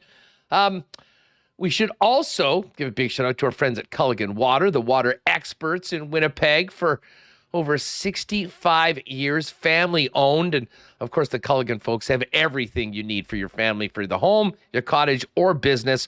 Water softeners, filters, bottled water coolers, whole home systems, and drinking water systems, not to mention citywide water delivery services and commercial and industrial water products and solutions. If you've got water needs, the only one place you need to go is Culligan. They're at 1200 Sargent Avenue. You can call them up at 204-694-5180 and hit them up online at drinkculligan.com. I can tell you, I can confirm that not only is CC and Ginger delicious in the can, the new ready-to-drink cocktail that everyone's been enjoying this summer, but I can also confirm that there was a ton enjoyed at the game on Saturday afternoon. Of course, Canadian Club is the official sponsor of the Winnipeg Blue Bombers in the official spirit.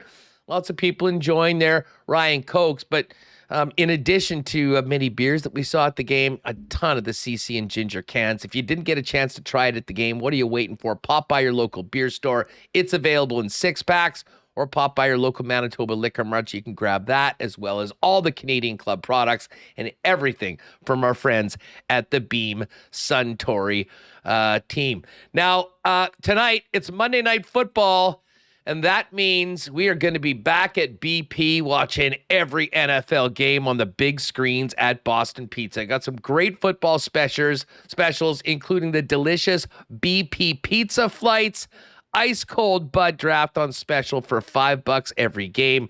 Then you can spin the BP prize wheel for great prizes like Boston Bucks, pizza flights, and more. And get this, gang, you can enter to win one of 2 grand prize trips for 2 for an NFL weekend to Vegas, including airfare, hotel, NFL game tickets, plus a bonus NHL game. The first trip is on the November 11th long weekend. You'll see the Raiders and Colts, plus the Golden Knights and the Blues on Saturday night.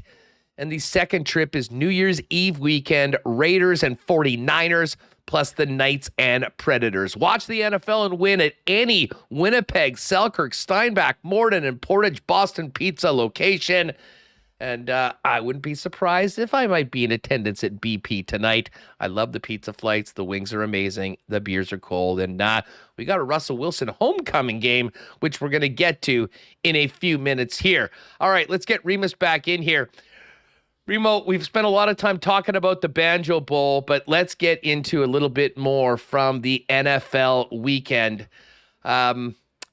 Well, needless to say, I had a big smile on my face because the Chiefs dominated the Arizona Cardinals. I know my guy Kabilis is in the chat right now, and I'm not sure if you want to overreact to what happened to the Cards defense because it was Mahomes in looking like vintage Pat Mahomes, but a pretty ugly start for Arizona.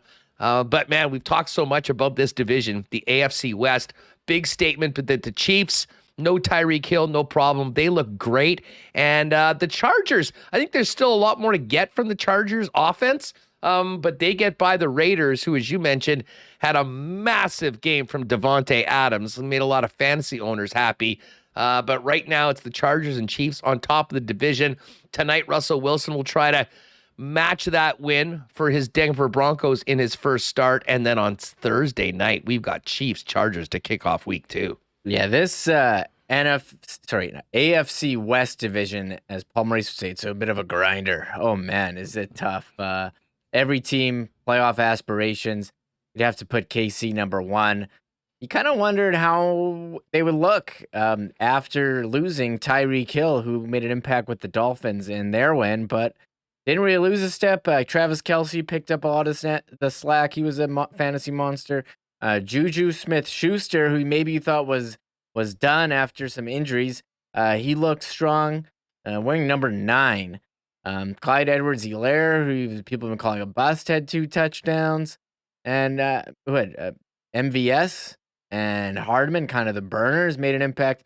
But how about Pacheco coming in garbage time? I know Lee mentioned him on Friday, but was he wearing number 10? They just gave him number 10 right away. I love it. I love it. That's like the new guy they bring in, and just take Tyreek Hill's old number. Not a big deal. So, well, Tyreek spent the entire offseason telling us all how Tua is the most accurate quarterback that he's ever played with. I mean, that looked pretty laughable yesterday. I mean, if Tua was a little bit better, they run away with that game.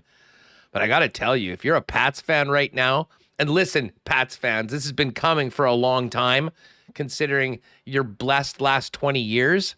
But dare I say this might be a long season for New England? Listen, I've learned better than to go against Bill Belichick. Learned the hard way over the years. But I got to tell you, I mean, I was on the Pats in that game plus 3.5, just thinking, I mean, is Bill Belichick going against Mike McDaniel in his first game as an NFL coach?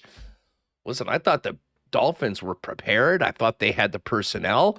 And as I said, this game on paper was a 13-point game that could have been way, way worse if the Miami offense got going a little bit more. But I'm not sure if it's sort of been automatic that the Patriots have always been contenders. And, I thought Mac Jones had a pretty good rookie season.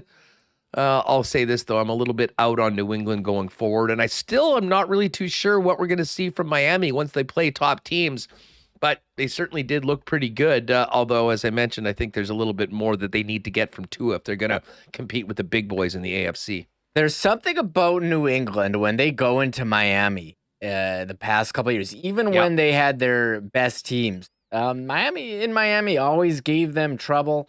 Mac Jones did get injured. Adam Schefter tweeting just a little over an hour ago that the scans on his back came back normal. Injury not thought to be serious, but this team will monitor and gauge how he is feeling this week before Sunday's game versus Pittsburgh. Something to monitor, but the Patriots, their run game, it's kind of messy. They don't really have an elite rusher.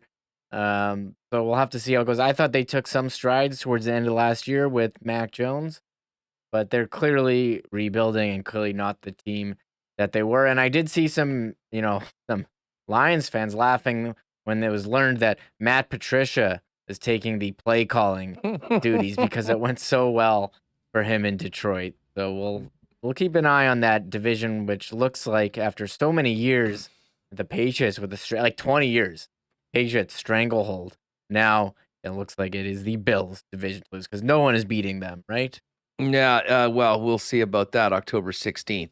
That being said, I mean, listen, the Bills couldn't have looked any better. The Chiefs sort of answered, and I have a feeling that AFC Classic that we had in the divisional round last year, we're going to get probably two of those, one in the regular season and hopefully one in the playoffs. A couple of notes. Will Fuller, Ravens cornerback, out for the season with the torn ACL.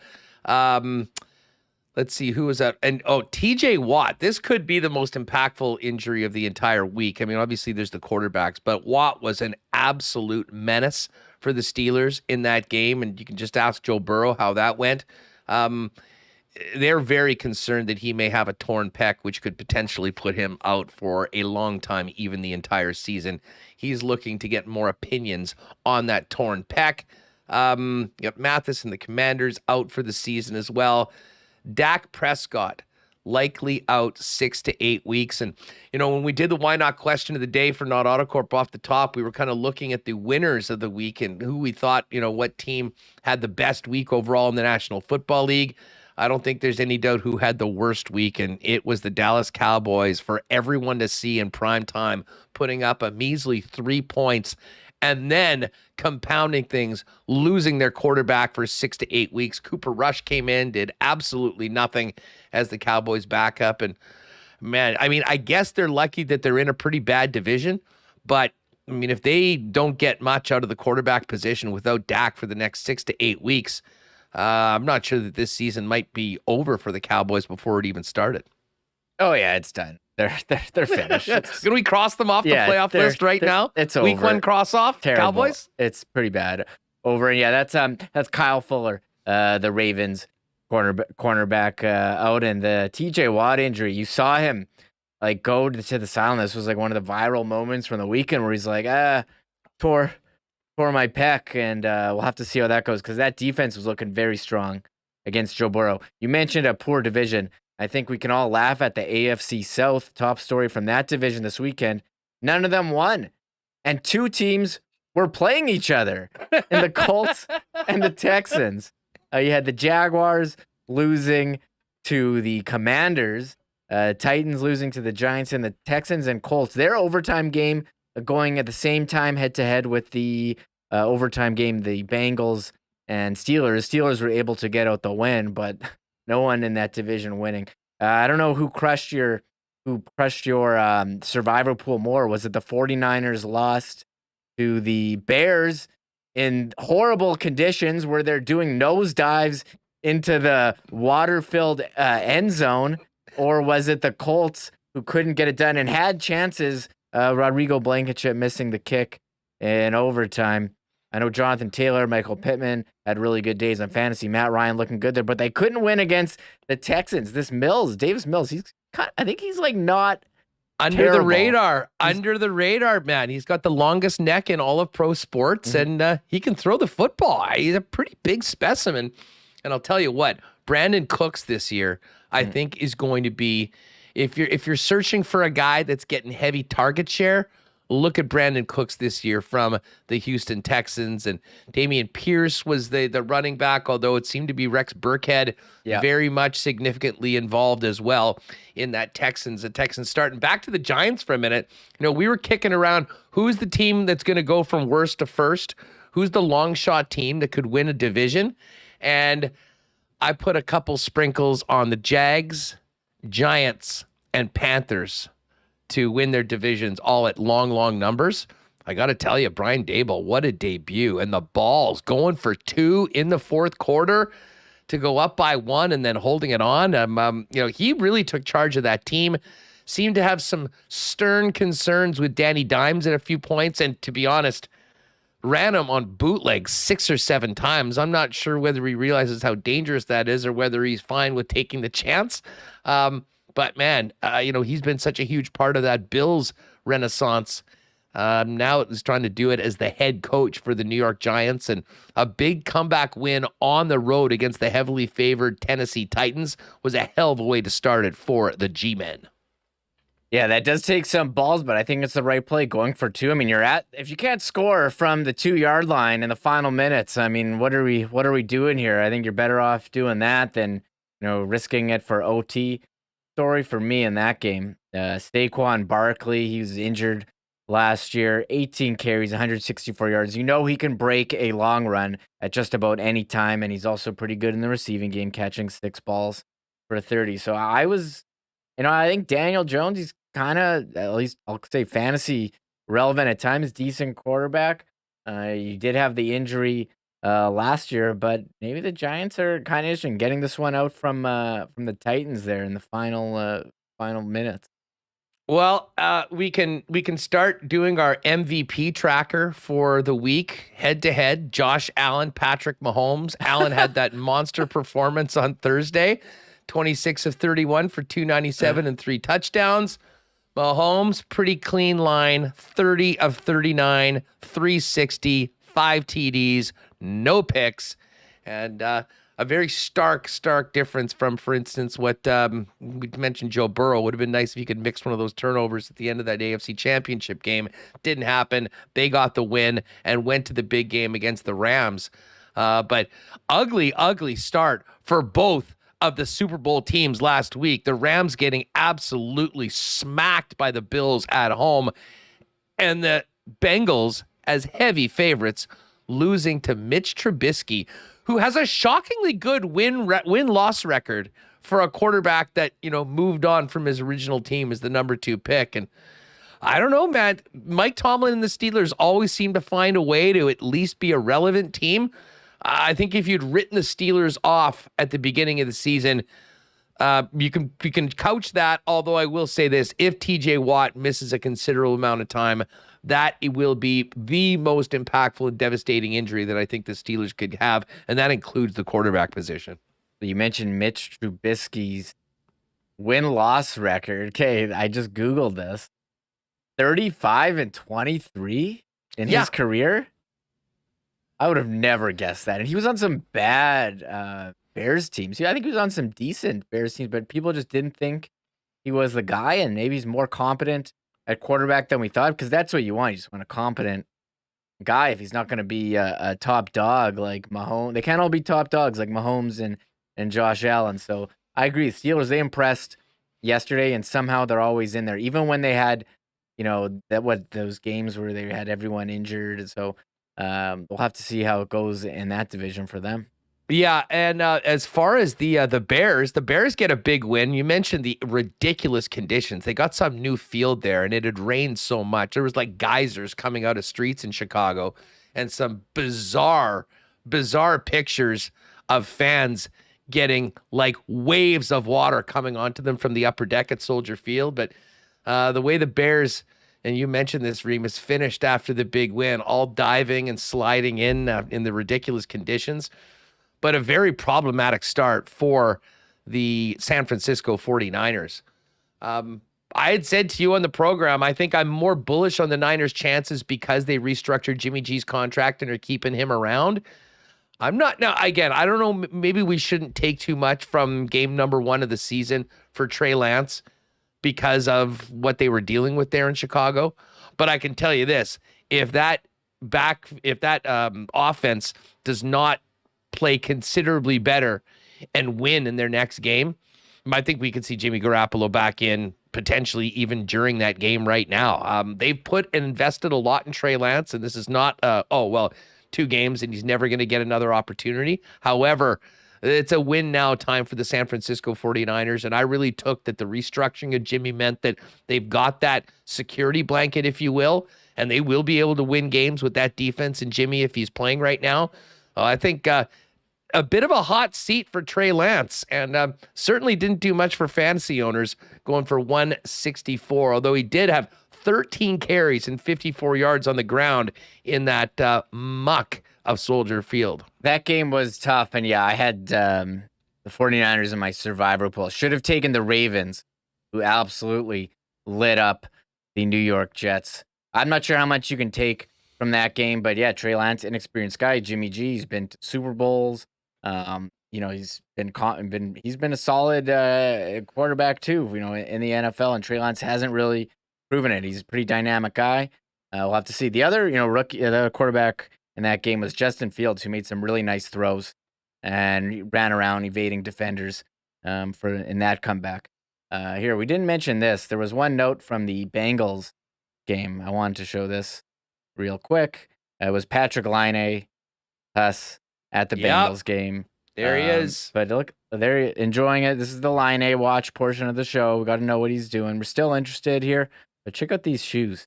Uno, the game Uno. So I'm not sure if you're familiar with the card game, but he's wearing Uno colored Nike shoes. I don't know if those are Air Force Ones or Dunks or what, but I think those are Air Force Ones. Those are pretty clear. Uno version Air Force Ones by the finisher Patrick Laine on our WST sideline fashion segment today on the program. Yeah, wasn't the number 1 celebrity on the sideline at a sporting event this weekend? I know I'm kind of sidetracking here, but Jerry Seinfeld at the U.S. Open. People were talking about that one too.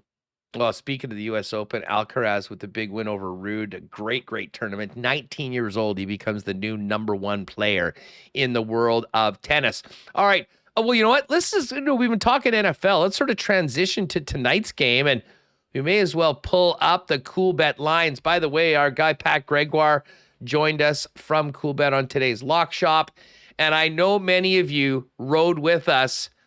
Remo, we hit our first parlay of the year, the Lock Shop special. Had a ton of people jump on it. We had the Saints, Chiefs, and Chargers to win. Our friends at Coolbet boosted it up to plus 250. We had to sweat out a very near miss on the Saints, but they came back, got it done with that late field goal. And then the Chiefs and Chargers took care of business. So a nice start to the season in the Lock Shop with the plus 250 winner. And now tonight, we've got the Broncos and Seahawks. And interestingly enough, this line is going down. I saw some books as high as 7. It was 6.5 earlier when we did the show. And right now, it's the Denver Broncos as 6-point favorites. And listen, I know favorites got killed this week. I know we're talking about a team with a lot of changing, a lot of moving parts on the road in this first game. I just can't get behind putting any real Canadian currency on Geno Smith, especially knowing the spotlight that's going to be on this game and how much Russell Wilson is going to want to have an emphatic victory for his new team, the Broncos. We've heard him say, Broncos country, let's ride enough. Well, I think tonight he gets to ride, and there's actually a pretty neat Coolbet special. If you like Russ tonight to have a big game, it's the Let Russ Cook parlay.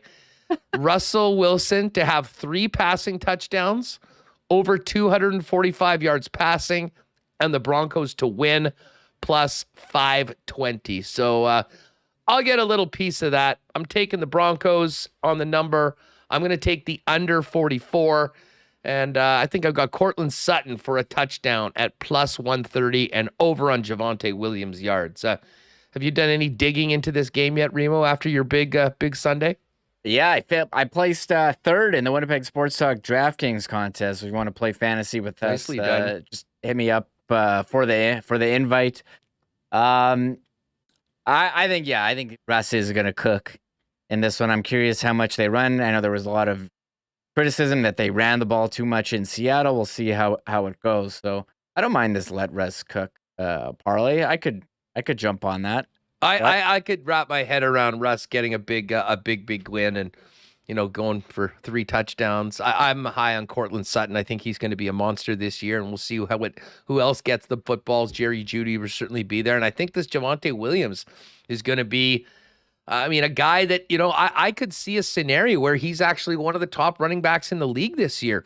I guess it depends on what happens and how many touches Melvin Gordon takes from him. But overall, by the way, speaking of that pool, yeah, you were third. Shout out to Game Changer Nick, who had a heck of a lineup, 203 points. Who do you have? Cousins, Barkley, Mixon, Justin Jefferson, Dubes, Michael Pittman Jr., Travis Kelce, Adam Thielen, and the Bears defense. CD Gamma was second place with a nice little Jalen Hurts operation. And then, of course, there was Michael Remis. Remo, who did you have? You had Hurts, Barkley, McCaffrey, who was, 15.7, not bad, but not really what you think when you're dropping the 85 on him. Juju, pretty consistent. Dubes as well in there. But Pittman, Justin Jefferson, and wow, Dolphins D, 18 points as well. That was huge. Yeah, sometimes you got to luck into the defense. There were a couple of defenses that did pretty well. Steelers D, Bears D, and who's that other one you just mentioned? Dolphins D, pretty good. So that was good week for me. Looking forward to tonight. One thing Waiters mentions too, and we haven't really touched on this on this show throughout the summer, just the movement among NFL broadcasters. We're gonna get a ESPN Monday Night Football with Joe Buck and Troy Aikman. Oh, good tonight. point. So I guess I'm kind of interested. We're kind of missing Joe Buck not doing baseball anymore on Fox. They're on ESPN. They got paid big money. So we'll get a first look. I think there's been a criticism over Monday Night Football. They haven't had the high profile play-by-play guys the last couple of years, and Monday Night Football has been getting the shaft when it comes to games, especially compared to Sunday night. So good storyline tonight. I don't know if it's going to be a good game, but we'll have get a new look at them.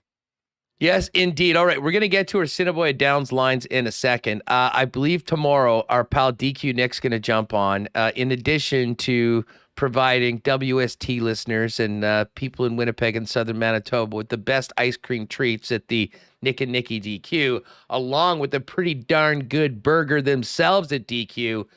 Nick has been on the Burger Week beat. I know he had the $100 burger at $5.29 on the weekend. I bumped into him. He's cranking out a bunch more, and I think he'll give us a bit of a Burger Week special, so you can get the best ones for the last couple days of Burger Week as it continues. And obviously, when you're thinking ice cream, burgers, and more, support our friends that support us so well at the Nick and Nicky DQ group. 4 locations in Winnipeg and Southern Manitoba. The new one in DQ Niverville, DQ Northgate, DQ Polo Park, and DQ St. Anne's. And if you need a DQ ice cream cake for an upcoming event, hit them up on Instagram at DQ Manitoba. I'll order it for you, get it customized, and you can pick it up quick and easy at any of the 4 Nick and Nicky DQs. And tell you what, I know many of you probably enjoyed a 1919 or two on the weekend. I certainly did beforehand. Saw a bunch of 1919s out in the parking lot before the game. Of course, when you're thinking football, when you're thinking tailgating, when you're thinking about having a few beers, nothing better than Winnipeg's favorite beer, the Little Brown Jug. 1919, Hefeweizen, the Golden Honey, Golden Ale, and more. You can try them all in person down at the beautiful taproom and brewery, along with the new patio where we hosted our first sports trivia night for Winnipeg Sports Talk a couple weeks back. You can also pick up Little Brown Jug at your favorite beer store or pop down and get it online, delivered at littlebrownjug.ca. Lots going on at Assiniboia Downs, and I did just get we're going to get to our picks right now. We have 7 days left with live racing. By the way, if you want to make a reservation in the dining room before the end of the year, give them a call at 885-3330 and make an arrangement. Mandatory payouts are going to make these growing ASD jackpots worth following over the course of the next few days. You've got the Jackpot High Five, which has gone a few times this year. On Monday, September 5th, the player took home $23,000, over $23,000 on a 20-cent base ticket. And we've also got the Jackpot Pick 5, which the pool has gone crazy and stands at $367,000 going into Monday's program. And at some point, those will be mandatory. So a great time to pay attention to what's going on at the track with those big payouts before the end of the season. Remo, we're back at it. We got to go head to head. I got my picks. You got your picks. Why don't you start off with where you're going today with our ASD selections for tonight? Pay attention to the horses, watch some Monday Night Football. What a great way to start off the week.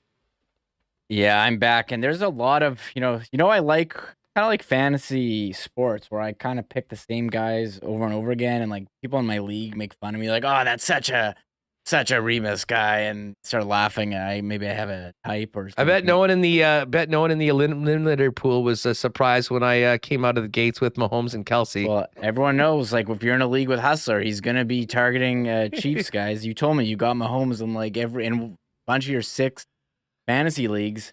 Same thing for me here in Assiniboia Downs. So race 3. You asked me, are you going with Drizzy? How could I not? Drizzy's one of my horses. Definitely in on Drizzy. I got a $6 bet. I got race 4. I'm going with $5. Oh, no, I canceled that one. Did I cancel this one? Oh, no. Race 4, I'm going with Wits Memories. I found this interesting. It's 12-1, but it's a program selection, so I don't know if they know something. So I think that's good odds on Wits Memories. Race 5, I really like this horse who won from big win for me a couple weeks ago.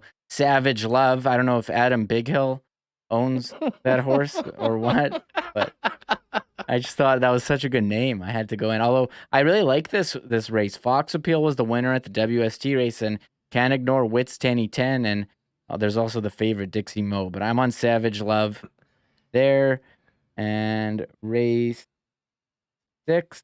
I am on horse Del Vecchio. Del Vecchio is a veteran of Assiniboia Downs, and I like that one. Although I was very tempted by Golden Eyed, very tempted, but I'm going with Del Vecchio, and I think that was 4. Did I miss any?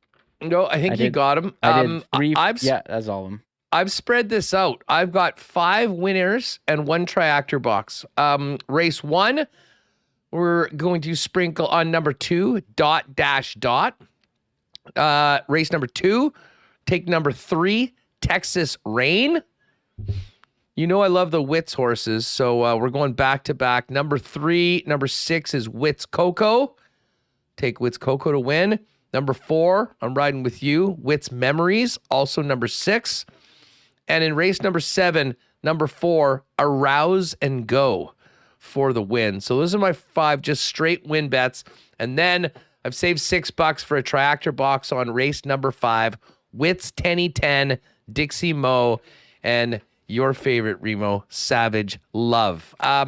Folks, HPIBet.com is the place if you would like to bet remotely on the track and get in on these big payouts that are happening over the course of the final 7 days of live racing out at Assiniboia Downs. But I'll tell you what, man, I had no idea that it was going to be so bloody nice today. A high of 30 degrees. Tell you what, if you're not going to be glued to the tube, might be a great night to get out and check out the racing in person out at Assiniboia Downs.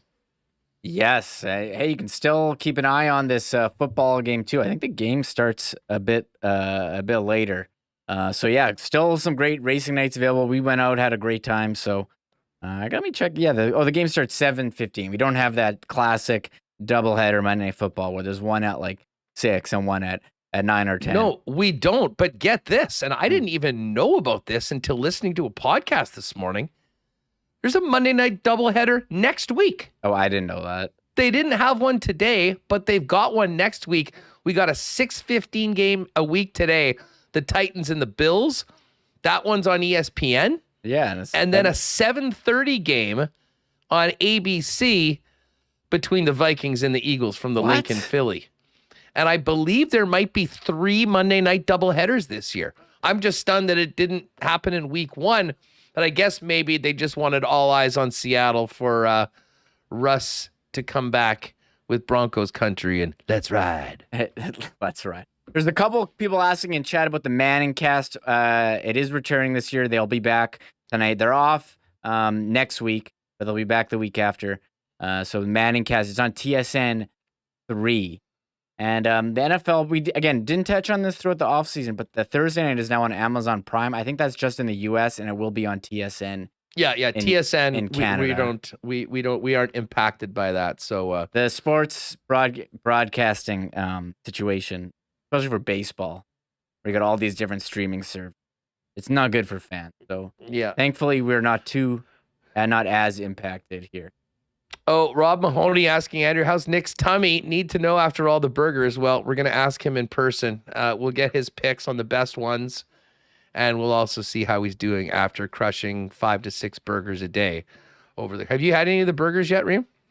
No, I haven't. I've had burgers, but I haven't had any of them. There's some incredible burgers out there. Well, we'll talk about it tomorrow. And certainly, if any of you have been out in Burger Week, enjoying it, you can hit us up in the chat tomorrow with some of your favorites. Folks, before we go, make sure to hit that subscribe button, by the way, and definitely give us a thumbs up from a fun... These are my favorite shows, Remo. The Monday shows after NFL and week 1 of NFL, combined with a Bomber beatdown in the Banjo Bowl.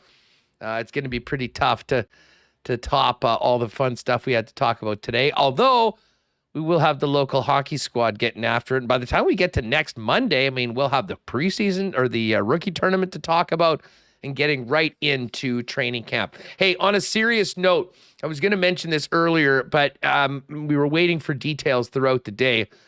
Kelsey McKay, the former high school football coach at Churchill, and Vincent Massey has been slapped with 2 more charges, including sexual assault and luring a child under 18. That's a total of 24 charges. Scott Billick's got a good thread on this. But while police were investigating other charges, the sex crime unit was contacted by another former student who reported to be exploited and assaulted as a teen by McKay in the 2000s. He was charged with 2 new crimes and released on Crown-authorized conditions. I mean, just an absolute horrible story that speaks to some of the issues that, we've had in many sports before. But right now, he obviously is under now facing 24 charges. And this is a story that's just completely rocked the football community and will continue to do so. Scott also mentioned we've got some clarified dates for Jets practice. The rookie camp rosters are going to be out tomorrow, so we'll find out who is going to be heading out to Penticton. The rookies are going to practice on Wednesday at the Iceplex. And the full Winnipeg Jet training camp starts next Thursday, September 22nd. Rosters will be out the day before. And don't forget, FanFest is September 24th with scrimmages on both the 23rd and the 24th. So, Remo, we've been sort of spinning our wheels with not a lot to talk about Jets-wise over the last little while, but that's going to change very soon. Whether the roster changes at all, we'll certainly have lots to get to when the team gets back on the ice. And I'm sure over the course of the next week, the guys will continue some informal skates before their first official duties under Rick Bowness as new Jets head coach. Yeah, we're still counting down. We will have that rookie roster and the Penticton games. We see a lot of people asking about will they if you can watch those, I don't think they've announced anything, but I remember they did stream them on their website in the past. So we'll have to stay tuned. Also has a lot of questions coming in. You have to think it's counting down, maybe be introduced soon. The new Jets play-by-play voice. And you confirmed on Twitter last week that even though you're doing such a great job on the marble race play-by-play, they didn't tap you on the shoulder for this one. I told Nielsen that he should, get in Paul Graham's ear and let them know that they've got, a shining star on the mic ready to go at any moment. But for some reason, marble race play-by-play experience is not given the respect it probably deserves when going for a big-time National Hockey League job. So that'll be their loss. We will find out who the guy is. Hey, how about when they do like the summer, when they do the Ocho, you do marble races on there, you could be the guy. Pretty good. You know what? I'm certainly there for that. And who knows? Maybe at some point we'll do an alternate feed, a WST broadcast during a game that you can sync up with the game, and we will do play-by-play for a game. That actually would be pretty fun. Hey, we could make that happen. I know Sportsnet's doing it with Steve Dangle. We're kind of YouTube stars too, right? We got like 8K subs. Oh, come on, someone who's big there, give us a shout. Well, like everything in the media right now, you got to do it yourself, because if you're not in Toronto, neither of the big companies probably could care less, to be honest with you, unless they're already contractually obligated to deliver something that they set up in the years past. So anyways, we'll have some fun doing it ourselves, and we'll continue doing it. And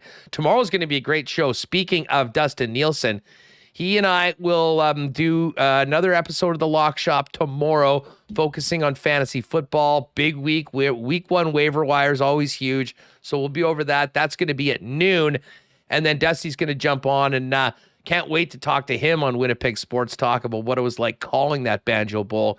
He was so impressed with everything going on in Winnipeg. I mean, we were, as I said, we rode a BP on Friday doing a lock shop for our NFL picks, and then went out and had a few beers. And, the buzz in this city going into the game on Saturday was really special. And I think someone that, does so many games and is following the league around the country, it really does stand out. So once again, Bomber fans, Winnipeg, way to go. That was a special day, and shout out to the Bombers for fulfilling their side of the equation with an absolute thrashing of their arch rival Saskatchewan Roughriders. All right, folks, we're going to get these pods up and go. We were hitting some hockey news, though, and maybe we'll talk about this a little bit more tomorrow.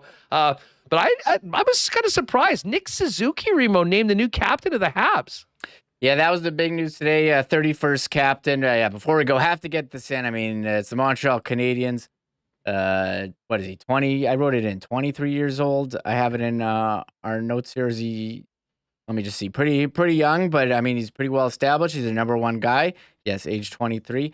But the bigger news for us jersey nerds here, Huss, this is what I don't really care about him being captain. Fine, whatever, he's captain. But this is who is going to be the Montreal Canadiens jersey sponsor, and will they have one on that iconic jersey? Well, our questions were answered today. Here it is, RBC debuting as the jersey sponsor for the Habs. Here's the nice photo of the guys there, Gallagher, and who's that, Edmondson? Wow. I forget who that is. But there's some people rolling in their graves right now. What do you think? Looking at this RBC ad on the Habs jerseys. And I'll say this, that one sticks out so much more than all the other ones. Pretty much every one that I've seen has been pretty toned down and somewhat tasteful. The patch has been in the exact same color as the jersey, so it really sort of blends in. This doesn't at all. No, this does not at all. So I saw it, and people are asking about jersey retail sales for these.